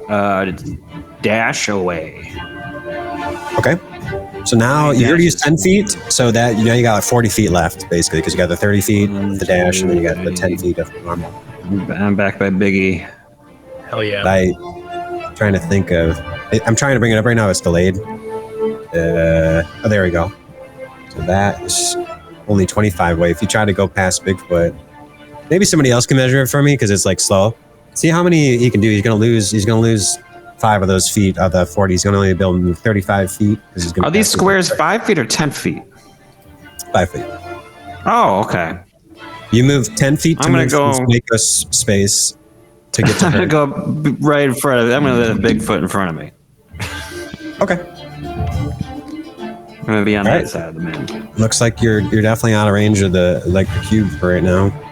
Like even if it dashed, it wouldn't be able to catch up to you. It's where we all should be. You guys are lucky this thing isn't dashing, you know? Wow, what a stupid cube, you know? Jeez. If this cube Almost like dashes, it's almost like it could have got all you guys by dashing each turn, but you know it didn't for some reason. It's weird. Anything else you'd like to do, Tzar? I owe Hurk money, but I don't want him to die. What does that I'm mean? conflicted. Well, you already used your action and bonus action, so there's like a cinematic skill check you want to do or anything, or object interaction. Cinematic skill check or object interaction? What is cinematic skill check even again? What does it even Just like do? using a skill, anything on the skill list. You could, I mean, if you're behind Bigfoot, you could hide it in his butt again or something, but you know. I think it's good enough. But there. that'd be a bonus action hide actually. So I guess you said do there's this, no- use your bonus action. Yeah. But you have to be like it's like based off of stealth and stuff. But yeah, I don't know. Okay, I'm Look fine. around. I'll pass my turn. If you can think of something, you want to do a history check? Huh? You want to do a History nature check? Whatever you want, Nature man. check? Whatever. It's your check. I'm just saying. You tell me. Look on the list and if you want to do something. You don't have to. I don't know. Oh, how about since I'm further than anybody, I'll do a quick look around to see if there's more danger, or other cubes, or some kind of, I don't know, a mimic or whatever. Maybe I just want to sense some danger around me, because You can do a perception check, or you can ask Bigfoot what's ahead of him. You have to kind of like look around him. You have dark vision. He doesn't. I'll do a You little might be able to perception see- check. You might be able to see See- farther than he does. Okay. Go ahead and give me There a you go. perception check. I got a 10. With a 10, you manage to kind of look around Bigfoot, and you see that like about 50 feet away. Well, and actually, about 40 feet away, there's a something the size of small volleyball. It's actually about the size of a shovel ball, really. It's a small little ball, and it's either floating or something on the water, but it looks like it's just outside the range of the torchlight. You can't quite tell what it is. Where is it?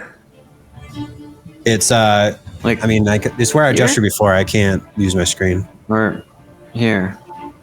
It's just off the screen to the left, to the east, to the west, and it's off the screen, and it's you can see that there's Okay.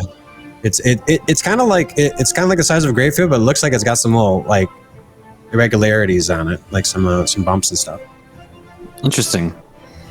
Okay, well, it catches my eye, obviously, because it's a shovel ball, but I don't really think much of it because I'm about to witness the death of the bravest half-orc I've ever known. Okay, and with that you can press the end of turn button, and you'll skip on ahead. All right. Mako, you gotta kill this thing. I'm gonna try, bro. I'm gonna try. Mako, if there was ever a time for a thunder wave. now, yeah. I'm gonna. Thunderwave would get you. No, I'm gonna try something even crazier, Hurk. I'm gonna deal some double damage to this thing. Now that you're safe and out of harm's way, it's time for some lightning damage, baby. It's time for me to cast Witch Bolt. I'm gonna cast a Witch Nice. Bolt on this guy. Go ahead. That's an attack roll, isn't it? Yeah. Okay, Oh, go ahead I don't know and why do I'm that. doing an attack roll. Hold on. Weird. By the way, is the stream still down, Charles? Let me check. I can just reboot it if it is. No sense in like Yeah, it's still down. I'll stop streaming. Maybe that'll help as I do my refresh here Oh, in a wait. second. Is it? Oh. No, it's still down. Yeah. Oh, okay, cool. I'm gonna try it this way. 25 for 11 lightning Oh, damage. beauty. So that's double damage as well. So that's going to be 22 damage. 22 damage. Okay, what does it look like as you do the Witch Bolt spell on it? I go and like my hands start to crackle both, and I say dark water arts, lightning hands, and like lightning spews from my hands as it starts eviscerating the cube and it starts melting it. You don't say like unlimited power. You know, maybe the Pharaoh knows in my mind. He's probably like, haha, great choice, Mako, unlimited power, or something like that. He's like, good. Yeah, exactly, in the background. Good, Mako, good. Good, Mako, good. Yes, let the power flow through you, make you stronger. Yeah. As it just starts to, it electrocutes this thing and starts to fry it. And, the acid starts to, what do you call it? It's sublimate. It begins to, it turns from a solid into a liquid or into a gas as it sublimates, and it, you start to, how to eviscerate. You know what I'm talking about. It does the thing. It sizzles as it hits with electricity, and it crackles throughout there. And this thing is you're beginning to like, shrink it down with the lightning as it starts to just melt it down into a smaller and smaller cube. And it's still like the same size, but it's got little holes in it. It keeps trying to fill itself in, but it's like falling apart as it starts to sludge along. And it seems like it's still hanging in there, but it's pretty messed up. All right, but damn it. I can't pull it up because everything's locked up. But That's it was already spell as well. So me and this thing are locked in. Okay, now I can see it. Let's see, 22 points. Yeah, it's looking like it's definitely it's like double bloodied if you catch my drift. It's looking pretty messed up. Why won't it die? It looks like it definitely can't take another one of those. I'll say that. Me and this thing are locked in. I'm gonna go. See, that's the great thing about Witch Bolt is it's going to. 10, 15, and that should keep the feed as well. Because like it. Now does that take it each turn, right? Yeah, it's gonna be each turn. So we're like locked in. Think of it. Are you like concentrating on that? Yeah, I believe it's a concentration spell now. Yeah, duration up to 1 minute, but it doesn't say concentration. No, did I it forget doesn't. to add that? I'm just gonna double check on my phone. Did you do it? Yeah, just see. Just make sure and see if I accidentally messed up there. All right. Nicely done.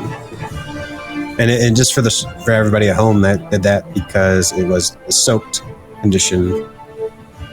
Not like anybody here. I'll hit the stream again now. There we go. Well, we didn't miss anything exciting. Just Mako unleashing a giant witch bolt that did 22 points of lightning damage and fried the shit out of this thing as it had the soaked condition. So, Have you guys ever burnt tofu? yeah, it's like some sizzled tofu, man. Microwave that shit. You basically turn this cube into a microwave for a hot second there as it starts to melt away through lightning damage with your unlimited power. Yeah. I got that all recorded, so the stream missed it though. So, all right. I don't know if it's actually streaming right now because it still says start streaming, but it turned blue. It usually is already streaming, so I have no idea if it's doing. Anyways, anything else you'd like to do with your turn there, Mako? Oh man. Wait. So Hurk's just laying there, right? Yeah, I can't do anything. Oh. Yeah, I'm sorry, man. I tried to fry that thing and it didn't work. I might just try refreshing the page again. Yeah, I don't know if it's Roll20 or what's going on here. Can someone measure how far the cube is away, please? I think you moved it right before you refreshed. Did it move backwards? Then shut up. That's where it was, yeah. Pretty slow. Looks like it's in range. Raynar's gonna get sucked in there too. Who's gonna get sucked in? Raynar's on top of Hurk's corpse. Not I shouldn't say corpse, but you know what I mean. I thought I moved Rainier further. No, was somebody blocking him before? No, he's on top of Hurk, I believe. Yeah, he just stopped. He was trying to do the CPR on Tzar. I think that was last. Well, I can't end in the same space as another person. So I guess here we go. Let's say that Yeah, there he is. you can't end in the same space as another character. So he would have had to move you. He would have moved one of you guys further, and I think he was trying to move you forward. So let's say that you're there, which I think is outside of. No, you can move 15 feet, right? Yeah. You're trying to put me in the water? Yeah, I guess you're in the back of the water. Did you make a con save before for that? No, you just now put me in the water. Yeah, go ahead and I mean before if you already made a con save for the water because you only gotta make it once when you get exposed to it. Go ahead and make a con save and throw. No, I did because I failed the catch pole thing. That was early. That was different water. Go ahead and make a con save and throw. Yeah. I'm unconscious, right? Yeah. I think no, that's Auto dex fail saves. con save or something? What? No. Con saves are fine. Don't you have relentless endurance for when you go to 0 HP? Yeah. You know what? I do. It would not have helped me while I'm being swallowed up, though. But shouldn't you have not have been doing been unconscious? Because like you shouldn't have been unconscious from that previous thing, right? When you took the acid damage, the second bout of acid damage, you still should have been conscious, so you still should have had a chance to escape out of the cube, right? Okay. Yeah, I guess. So here's what happens: your relentless endurance makes you snap back into consciousness. After the fact, just oh god, I had the worst dream. Oh shit, it's still here. And you're at 1 HP right now. Okay. Yeah, sure. We forgot to do that earlier. All right. So this thing is going to move 15 feet. 1, 2. It's really slow for me. All right, go ahead and set me back to 0. 3, and you're going to take. You're definitely unconscious now because you're taking the 1. I'm just going to say that like the relentless endurance doesn't kick in on this one because it's like we should have done it before. But this is how we're retroactively doing it, folks. Okay, because we messed up. We messed up earlier. Yeah. But Rainier is also going to take a. Make a dex saving throw. Actually, because that's to avoid it. Boy. All right. Yeah, you don't just automatically take damage. You do dex save to see if you can get out of it. 13. That's enough. You managed to make a. You're in the water. You managed to pull onto the side of the on the side of the sewer there, and you manage to pull yourself away as it approaches you so slowly. It's too slow for you, and Rainier is going to make a dex save as well. But it's going to be difficult because it's on top of him. I could have swore I told this thing to go to the back layer. But yeah, that's pretty much going to be it for its turn. So let's see if Rainier gets engulfed here real quick. And then Bigfoot, start thinking of what you're going to do next here. As you see her, Hurk just barely managed to avoid getting swallowed up by this thing. All right, here comes the save.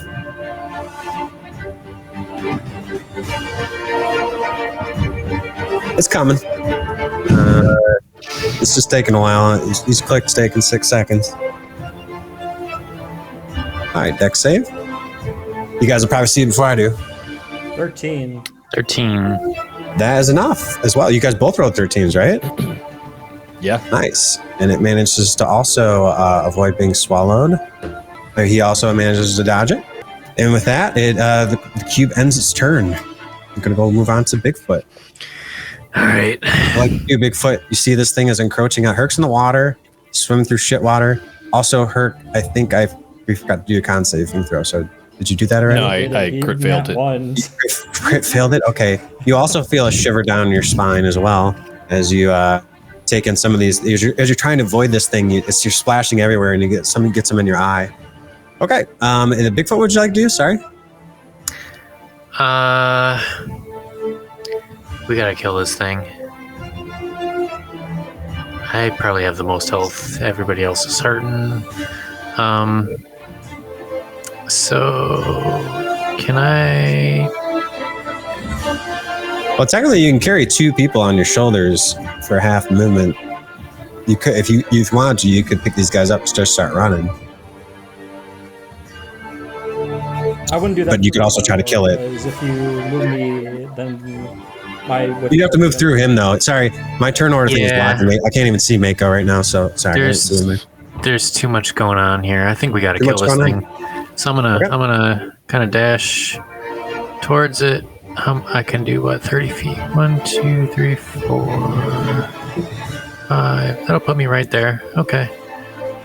And I'm gonna do like a great axe. Well, I'm gonna rage. Okay. Bonus action rage. Okay. And then I'm gonna do a great axe attack on this motherfucker, and hopefully. Is it a regular attack or is it a reckless attack? Do I want to do a reckless attack? Reckless attack is an advantage on your attack. Why not? Let's do a reckless attack. But then on your next turn, it will get advantage on you. But if you're trying to put this thing out, it's double bloodied, right? It's double bloodied. Yeah, we're gonna go all out. We're gonna. Okay. Let me know what it is. We'll see. We'll see if they get it. Please kill this thing, bro. I believe in you. So as Bigfoot turns full Hulk mode, he starts to rage and he swells up. He's 8 feet tall now, and he's just bulging with what could be muscle. Okay. Well, definitely hits. 24 does hit for 13 plus 2. Bigfoot charges forward, the giant green mass of muscle, furry muscle. As he charges forward, sees his allies floundering, about to be enveloped by this cube. How you want to do it with your battle axe as you cleave this thing in half? I'm gonna do like an over the head kind of chopping down, cut it right in half. Of course. You do a giant leap and you cut it from, well, not from head to toe, but from top to bottom. You slice this thing in half, and it just it just wobbles for a second, and then it just slowly starts to just fall apart piece by piece, as it just starts to lose its spine, so to speak, lose the center will to live. Its nucleus has been severed as it starts to just flop into the water, and there's a giant splash of muddy water or shitty water as it just flies everywhere, and there's giant chunks of floating jello. And with that, you have defeated the cube. Was anybody worried for like a half second there that he was about to say that they split into 2 and now there were 2 of them? No, that would be pudding. I was a little worried there for a minute. I would rage quit if that happened. I had complete faith that we got this thing. We did so much damage to this cube. There, that's the sound it makes when it dies. Can we hear it again? That was kind of anticlimactic. Yep, just a little. There you go. There we go. That sounds better. Yeah.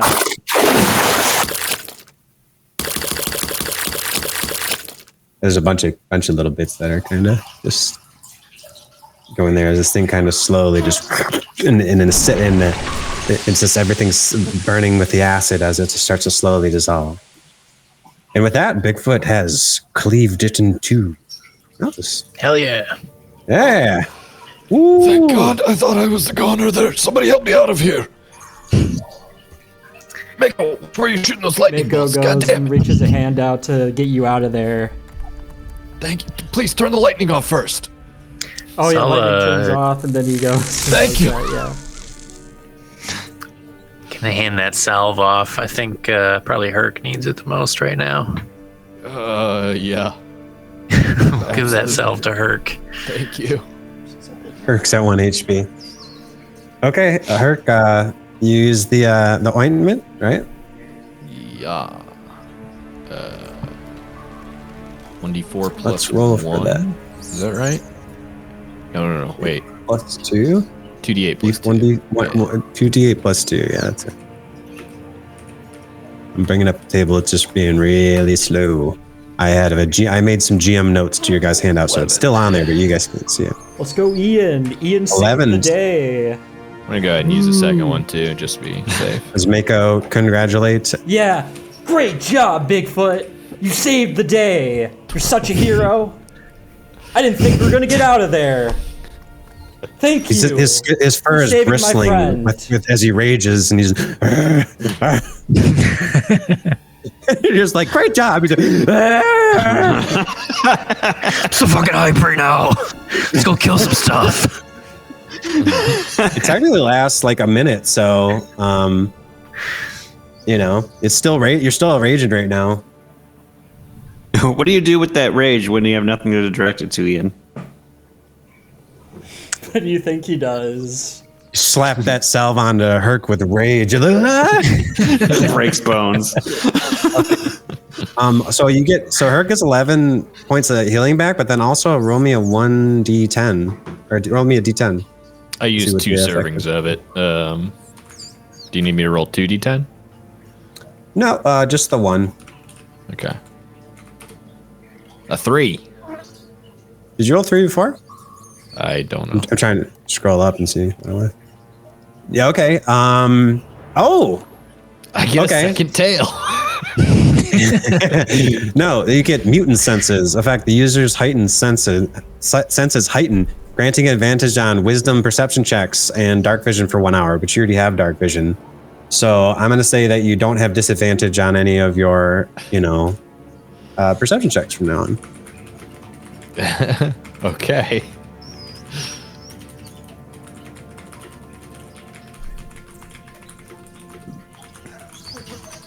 All right, so Hurk. Oh, and you're also healed of the disease that you contracted. Oh, excellent. Yeah. Hooray. Keeping that shit at bay. Thank God. Mako, you also contracted a disease. It's the sewer plague. It's the, can't remember, it's sewer plague or rat plague. We've got 2 of these bad boys left. Who wants one? Any of that? Yeah, are you holding on to the ointment from here, or the onset of the symptoms aren't immediate, but after an hour, you will start to show off the within the course of the hour, you will start to show symptoms. Effects? I'd have to look it up, but everything's locked up right now.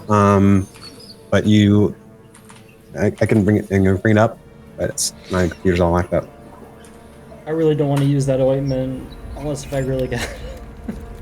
Okay. I mean, I could try using my cell phone. I'm using that right now for I can hold on this. to it until you're feeling it later, but I don't know what we're walking into next. It might be smart to take it now. I'll be honest, Hurk. I'm tired. I'm feeling sick, and I never done this kind of stuff before. So like, it's been rough, man. I'll be honest with you, but. Yeah, we should have taken a long rest for sure. I agree. No, I think I'm gonna push forward, and I still. Not so much now. I don't know, being new to this and all, but I feel like we're as long as we stick together, we can conquer anything. So there's a roll. So symptoms for sewer plague include fatigue and cramps. The infected creature suffers 1 level of exhaustion and regains only half the normal number of hit points from spending hit dice, and no hit points for finishing a long rest. Level 3 exhaustion. I don't think I can move. So yeah, at the end of each long rest, you make another con saving throw. On a failed saving throw, the character gains 1 level of exhaustion on top of that. So yeah, I'm pretty sure level 3 exhaustion, you can't move at all. Yeah, that is actually true. So I'm going to probably need to take that. You're right. All right, so you're using that. Off to you. Yeah, I'm gonna have to use it to cure those plague effects. That's all in roll 20 if you guys want these diseases I'm pulling from. So they have cackle fever, sewer plague, sight rot, and what? 2d8 plus 2. Yeah, I'm not gonna really gain anything, but I'm just curious. You just don't want the exhaustion to creep up on you? I can't be exhausted. I would be useless. I can't. It would basically be showing up probably at the worst time. Yeah. No. All right. That's 7 for that. So then I roll a 1d10 on the list. So let's see what I get from that. 9. Oh yeah, for the side effects? Shit, I just closed that down. Yeah, you might get a bonus from doing that. So it is it's coming. And as you do that, I'll let you know in a second, but you guys kind of determine what the next course of action is for you that you want to do. I think after a minute is or an hour or something, when does your shape water stuff end? Like this ice bridge? The water unfreezes in an hour, and it's not concentrated, it's just instantaneous. Yeah. So. All right, let me know what you guys are doing as you guys have all healed up and been cured of your diseases.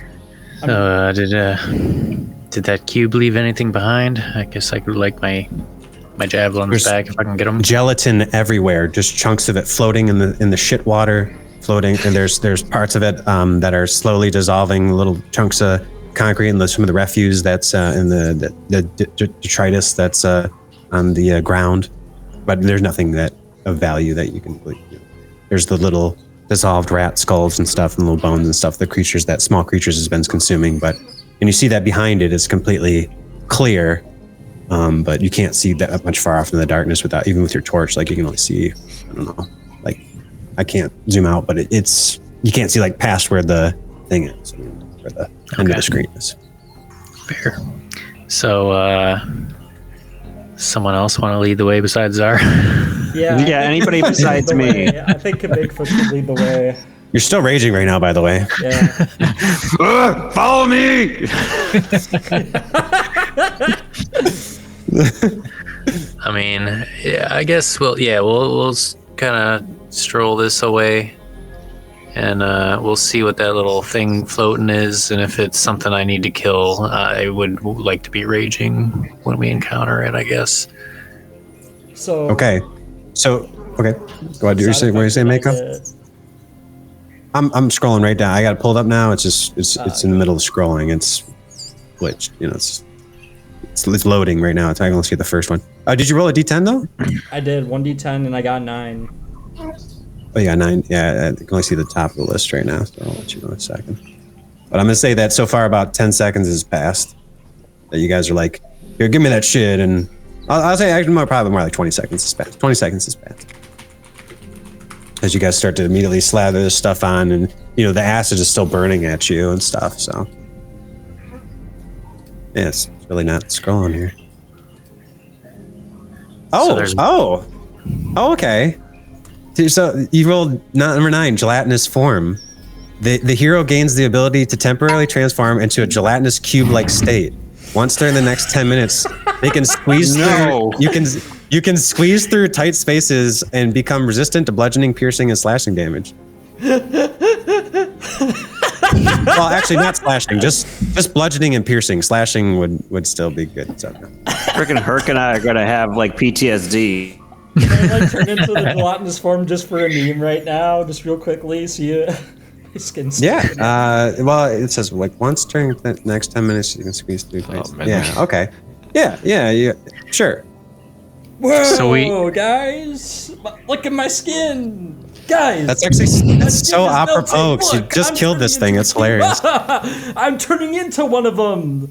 Am I going to be one of those? So you guys see Mako now is standing next to the bits of this cube, and he is now becoming like sort of gelatinous, like as you see him, and he just slathered the thing on. So you would think that he'd be healed of it, but it looks like he's turning into a cube. Do you need a second dose, Mako? No. Are we down to our last little ointment here? Last one. Save it. Yeah. I don't know. I think I should be okay. Let's just it's nothing. And like I'm trying to like slap it a little bit. I'm like, my scales. What's going on? I'm just kind of like just confused, have a dumbfounded face as I'm starting to. Maybe just to be safe, you should just keep a short distance between everybody else. Good at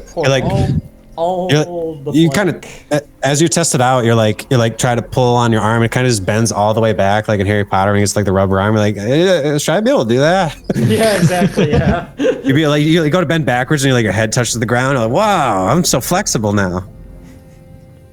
You do the wave. You're like, everybody do the wave. Hey. You're having fun with it. And everybody else is freaked out. Yeah. Oh, nobody goes to attack this new gelatinous cube. Not as long as it keeps having that lovely Mako voice. As soon as it Maybe use switches to, disguise like, self. then maybe I would attack it. All right, should we get the hell out of here? This place stinks. Yeah. This mask really is not doing much, especially now that it's been splashed with shit water. I'm for it. Let's Lead the keep way, going. Bigfoot. Let's go. We're all ready to book. Which way are you guys going? We're heading the opposite way to where the fucking cube was. Okay. Oh, All right. So hold on. Although I kind of wonder what would happen if we just kept going the direction of the cube. I mean, the cube's dead now, right? You know. I don't know, man. I don't think I want to go that way. I'm gonna take out a torch and throw it across towards where that thieves' cant was to see if Tzar can read it. Oh yeah. okay. Okay. I swear to God. Oh, it you know says what? I forgot. beware You guys cube can't on see the that, thing. can you?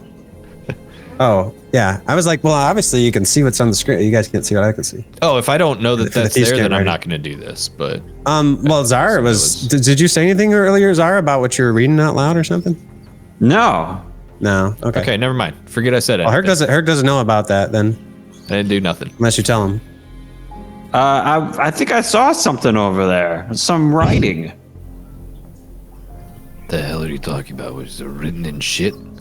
It looks like somebody took a little bit of shit in their finger and they wrote something. It's a common thing us thieves do when we don't have ink.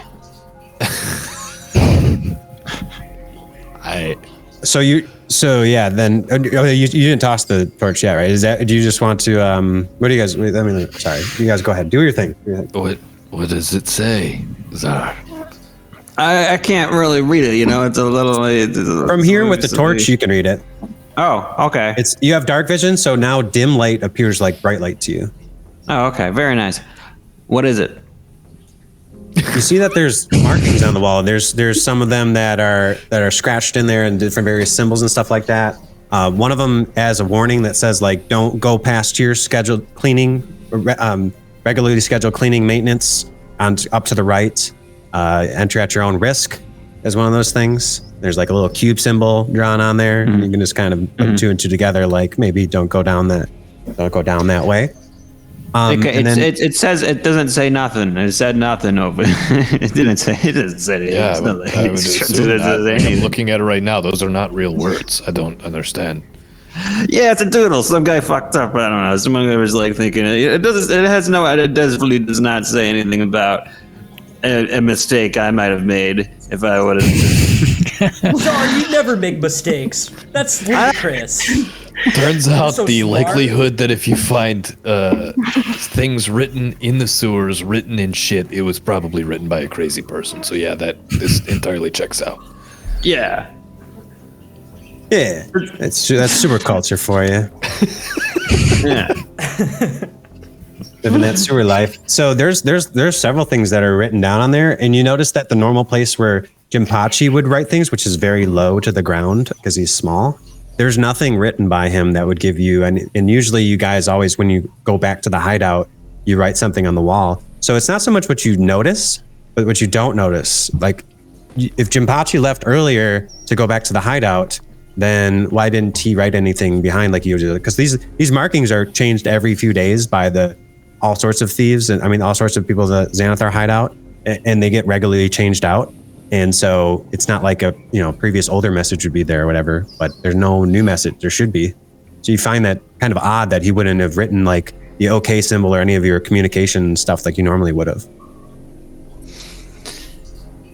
It says nothing, and that's what concerns me a little bit over here. You know, sometimes you expect you expect something and it ain't there. You know, have you ever thought about how something was there and it's not, and then you're wondering like what's going on with that?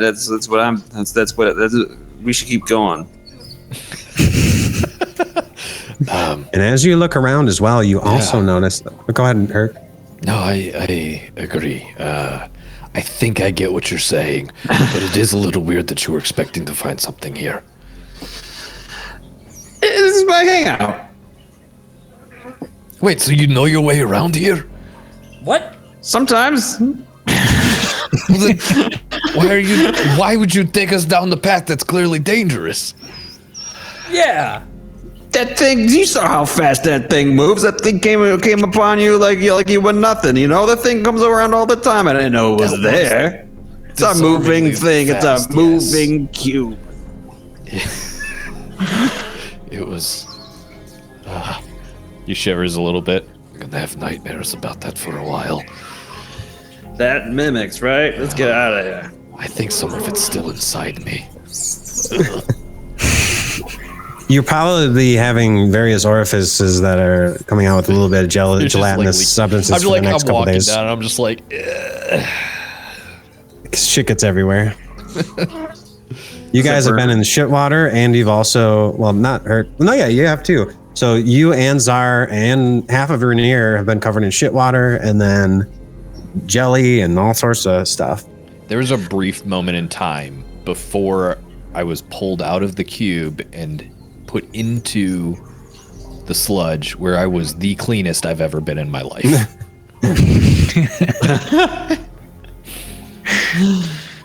Fix that. And now I'm probably the dirtiest. Gave you a deep cleaning, yep. So the sludge sticks on there extra when it's soaked, when the surface is just freshly clean, like a new, like you exfoliated a little bit, but then you just immediately covered that new layer of skin with shit. So, yeah. But as Tzar looks there, he also notices that on the wall there's a marking that has the symbol of the Xanathar Guild on it, and it is a bit obscured, but you can tell that it is an eye, an open eye with several spokes coming around it. That's purple. And it seems to indicate that if you were to go to the left, that you would head back to the hideout. Hey Where guys, you work? I know where the hideout is. Yeah, Mostly because of that symbol there, not that I work there. It's to the left. I don't know if I can believe you, Tzar. Believe what? That it's You. there? The Xanathar thing, or the thing about the shit writing? Yes, you took us. Forget about it. I was just right felt good. It wasn't. I'm not known for my direction sense. I'm known for shovel ball. You were like Forrest Gump. They'd always have to have the signs that would hold up like which direction you're supposed to run around the. They're not bases in shovel ball. They're little holes. But as you run from hole to hole, you would they would be like, run this way, and they'd point. You know, they have the signs that would point out, run. It truly was a Tzar, team run. effort. And I kept running. It was a team effort, you know what I'm saying? You know, you run around the circle a few times. You ever play a sport there, Mako? You ever go in the sea somewhere and you ever have a sport? Yes, we call it sea ball. It's just something Man, there's work ball, sea ball, shovel ball. I didn't know I there's like all that these they're all sports. the same sport, but they just have slightly different rules. Same. It's like different It's settings. like baseball versus cricket. Like they're kind of the same game, but they're just Yeah. slightly different. Yep, like football versus rugby, baseball versus cricket. It's all the same thing. Well, you know, just like in sea ball, sea to the left is where we need to go. You see over there, it's right over there. Bigfoot lead the way. Maybe there's a fur ball Fur ball. for our fur ball friend here. Tzar, just tell me No. one thing. No. Yes. Okay. Mako looks you directly in your eyes with his big old fish eyes. They all focus on you, and he says, "You didn't. That was on accident, right? You didn't mean to kill us." Considering I was the one who almost died, I would say, well, besides also Hurk, it was a total accident. Oh, it wasn't an accident to get me killed. Is that what you're saying? There was an accident. For me and also to die. And then you to die. But no one's dead. Why are we talking? We got Rainier's friend bleeding out like 5 meters to the left here. That's all I want to know. Okay, sorry. He's got a stick up his ass. Rainier strokes the stubble he's got around him. He's just something strange. You seem to really know these sewers well. You Really? say you know the Xanathar as well. I don't know. I think there's more you're not telling us, my friend. I have a magic ring. Well, clearly you were walking up the walls. It wasn't due to your sticky feet, I suppose. But if you know something about what's going ahead, you best tell us for everyone's best interests. Look. You know, you get in the shovel ball, it doesn't pay very well, and sometimes you gotta take a second job, and then you don't really like it, and so you go get another job at a bar, but you didn't really resign from the one job, you just kind of ghosted them. You ever do that? I've never quite been in that scenario, but I suppose I see where you're going. No with one this. here has ever ghosted a job? I've been doing the same job all my life. I'm a fisherman. Yeah, I was actually unemployed before doing this whole gig, so. Anyways. I thought you were a gladiator of some sort. That's sort of a job, eh? Me for that. Right. Hurk, you know how you left being a gladiator? You know how you quit that? Quit is a strong word, yes, but yeah, I guess I get where you're going with this.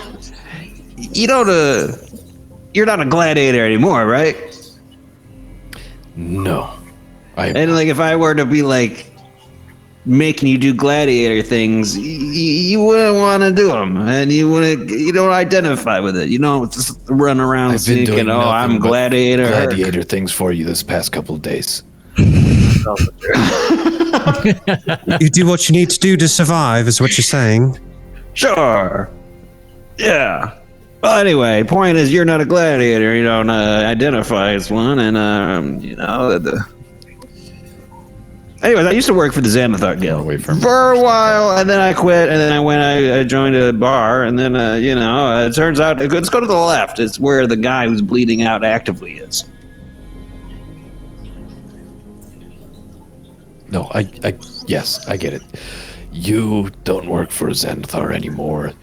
They don't know that you quit because you didn't give them the resignation, and now we're just walking back in like you still have a job there. That's what we're doing here. It's called social engineering, you know what I'm saying? Oh! I do know Hurk, what you're saying. You told me when we took our short rest earlier that you were looking for vengeance for the Xanathar. Is that why you quit being gladiator, so to speak, and took on another profession? No, actually, Xanathar Guild's why I became a gladiator in the first place. They kind of screwed me over. I thought I had a job with them. Turns out they just needed someone to take the fall for some crimes that they were carrying out. I got thrown in the pits for a long time. I'm sure we've been over this before, right Good here. I've gods, told you my man. life story before. Holy shit, man. You don't just dump your backstory on a lad like that. Jeez, but yes. I mean, sure. I suppose I could see where you're coming from. Wrap it up! But of course I understand now. I beginning to see the clearer picture. So you also would know some of the devious tactics of the Xanathar as well, but perhaps... Have you ever worked at the hideout that we're heading to? Never seen the hideout, just got some suspicious contact messages through the mail. Told me to be at a place at a certain time. When I showed up, so did the law enforcement. Mercenary work. More on the top side then. Not like the sewers like our friend over here. That's right. Xanathar is all over the place. Beneath the city, within the city, but yes, slippery bastard. No one's even seen him. I can't wait until I take a shower and stop being a slippery bastard. That'll be great. I don't suppose any of you have actually met the Xanathar? I met Not Tzar. eye to eye, so to speak. What does Tzar say in that Well, I mean, you get your orders, you take your orders, and then sometimes you do them, sometimes you don't, I'm just making sure that when we're about to barge into this hideout that we don't get anything unexpected. And what I'm gathering from both of you is you've never actually met the Xanathar. More the middle management sort of people are the ones that you deal with. That's the thing about secret crime lords. They don't like to check up in their lackeys that often. Yeah. We're going to have to really think hard about how we're going to enter this hideout, aren't we? I suggest a plan is in order when we do reach there. Now that's just my 2 cents. How's this sound for a plan? I'll put my special ring on and I'll walk on a wall away from where people might think a person might be, or a lizard. And if you are spotted, I won't be spotted. I to insinuate that you're thinking too small, but you could try walking on the ceiling. It's a little bit higher. Can I? It's a wall, yeah. There's a wall. I didn't know I could walk on a ceiling. This whole time I could have walked on a ceiling? Depends on... I didn't have to go into all the shit. The physics would be the same as walking on a wall. I guess. Probably if you walk on it for a very long time, probably to make a con save for like being upside down for so long. But other than that, yeah. He doesn't have that much blood that could go to his head. Look at the circulatory system of your people. I'm a cold-blooded creature. As long as I can get some sun. Well, I guess... Well, I'm glad we're already learning things about each other. What do you say we move on with the whole friend bleeding out thing? I thought was a good point there. Yeah, we've got a fucking furbog just fucking seething. Leftward and onward, then. All right. And yeah, so do you guys want to try and move to the left there? I'm gonna try and move to the left. You want to have the current order that you're in? Yeah, I'm gonna be like...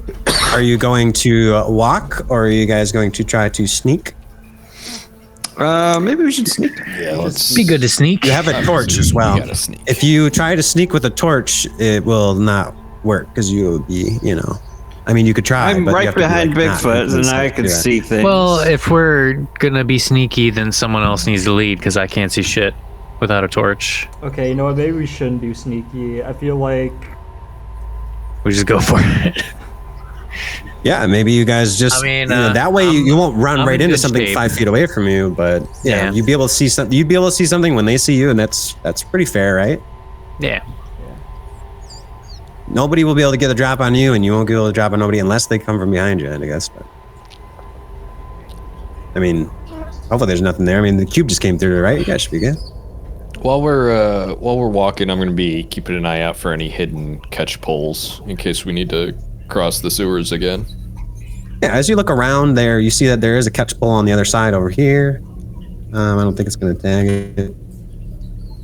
Right where the symbol was, I'm trying to tag it. It's to the left of the symbol. It's not doing it. But, there's a catch pole over there. That's unfortunate.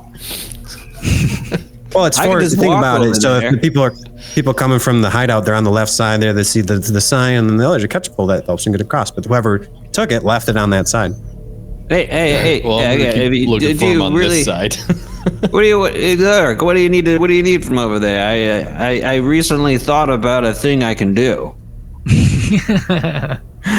Yeah, could you grab me that pole over there? I also could help, but yes, you could go do your thing, sir. Okay. Walk up the wall. On the ceiling with my ring on. Tzar walks up onto the ceiling. And then I'm over here now. You do have to watch your footing though, because like the ceiling is not exactly made for walking on. So it's like it's you may watch your step, be careful. But for the most part, you should be okay to walk across the ceiling. If you want to just walk right across and go to the other side. Okay. What's this? That's what. This is Xanathar symbol. Oh, okay. So there's a catch pole right over by the Xanathar symbol, and you can see that, and you can pick it up if you want. Why do I feel like this is a weird trap? It might be. I mean, you could do an investigation check if you're looking for something. I want to do an investigation check for things like trappy things. Okay. Run roll for it. Okay.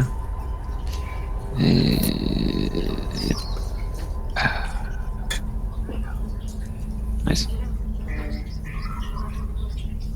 15. Okay, you look around on the floor and on the walls, and you're checking for the normal trappings that you guys in the Xanathar hideout would use.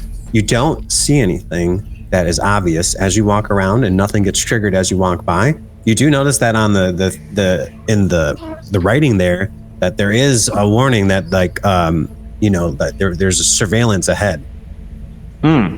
With your investigation check, it's like there's eye symbols, but then there's like things that indicate the patrolling eyes will be coming by. Patrolling eyes? Yep. What does that mean to me? Patrolling eyes. Is that like a thing I know about? Like a creature? Maybe. Give me a nature check. Here we go. Doing a nature check to find out what a patrolling eye is. What is that? I asked myself. I don't know. You don't know. 5.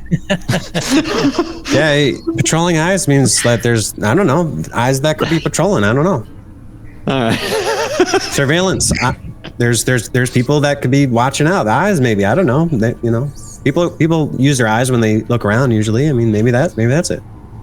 Hey, okay, guys. All right. Well, so I want to go get the pole. Where's the pole? It's like on the eye. You got it. It's in your hand. You got it. Okay. Should I carry it, or do I just like toss it? It's 16 feet long. Okay, so I could just like tilt it over, or hand it over. Yeah, because You could tilt it out. You could lay it down, and then they'd be able to slowly pull it. Yeah. Okay. Or you could just throw it. Yeah, I'm just gonna hand it to Hurk. Awesome. Thanks. You get shit all over it if you do that. Sure. Oh, wait. Okay, fine. I'm already covered in walking shit. It's up not the that big wall. of a deal, honestly. I don't want to make it slippery. And then I'm walking all the way over. I got my ring on. I'm in that weird ethereal world just casually. And I'm back over. Here's your stick. Awesome. Thank you. Okay. All right. Hurk has a big stick now. Oh, also He's there are speaking patrolling softly eyes. with his whispering mask. You're speaking softly, but you're carrying a large stick. Okay. So you're like a walking metaphor right now. Hey, David, is it cool if we end it here soon? Or Yeah, well, I just figured you guys were going to try to move on to the next area, but it's taking a while. Yep. Let's do it. I got everything I needed. All right. Okay. So you guys are going to move to the left? Yes, in the order that I'm in. Okay, so no sneaking. You guys move on. Nope, we sneak because there are patrolling eyes. patrolling. Well, if you eyes? sneak, then you also need to probably extinguish your Right. torch. Put out the torch. I'm taking the lead, and we're sneaking. All right. Take the lead, Hurk. All right. This is sneaky D&D after all. I'm Oh, yeah, it one is. of you assholes who's not blind down here. Sorry. You guys move down the sewers, sneaking along. I'm very frustrated. That's all. Everybody, Take it out go on ahead and roll me a stealth check with as a group. As a group? Also, yep, group stealth check. I'm gonna roll Rainier because he has good sneak too. Right, bring up your average a little bit. Do I do advantage with my stealth checks? No, No, I'm just awesome at it. All right. Nice. but after the fact, I mean, someone has inspiration, they can use it. But like last time, Ian would have wasted it if he used it last time.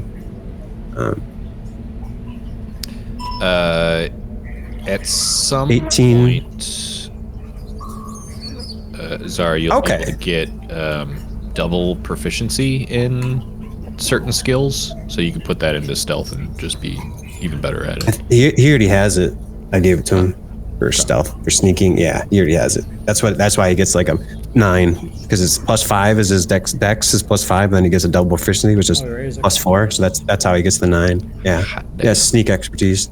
Yeah, man.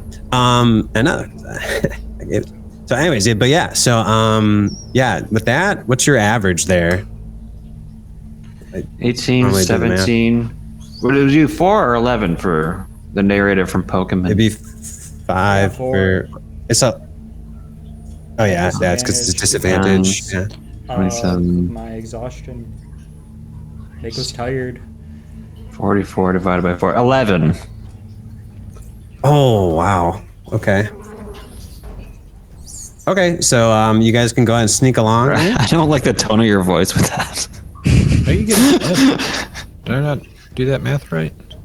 Oh. You're a disadvantage narrator from Pokemon?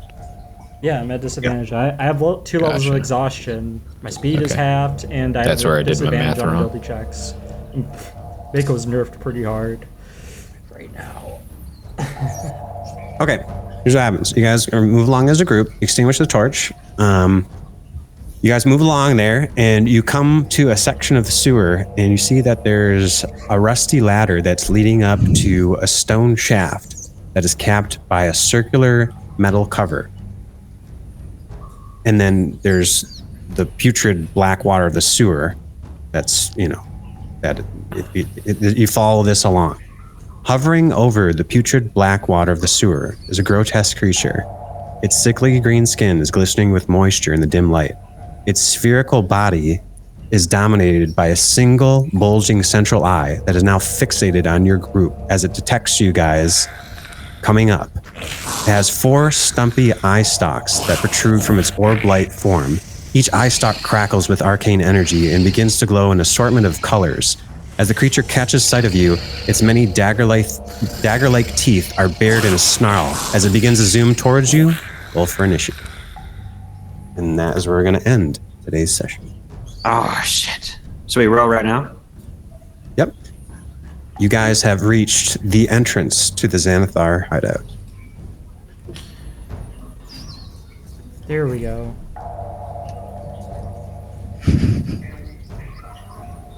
Been rolling so high, man.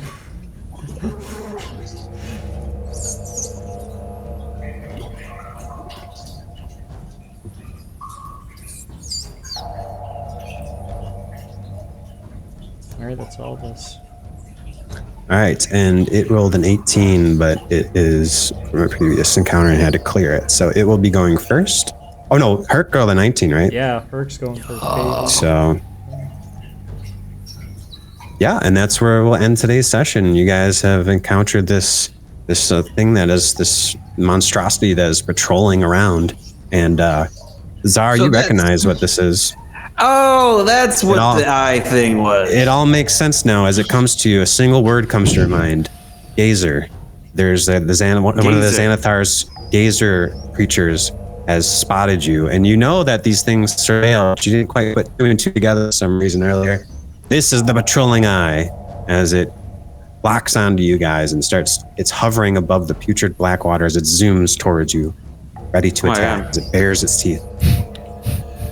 Okay, guys, that's where we're going to end it. I'm going to go ahead and stop the recording.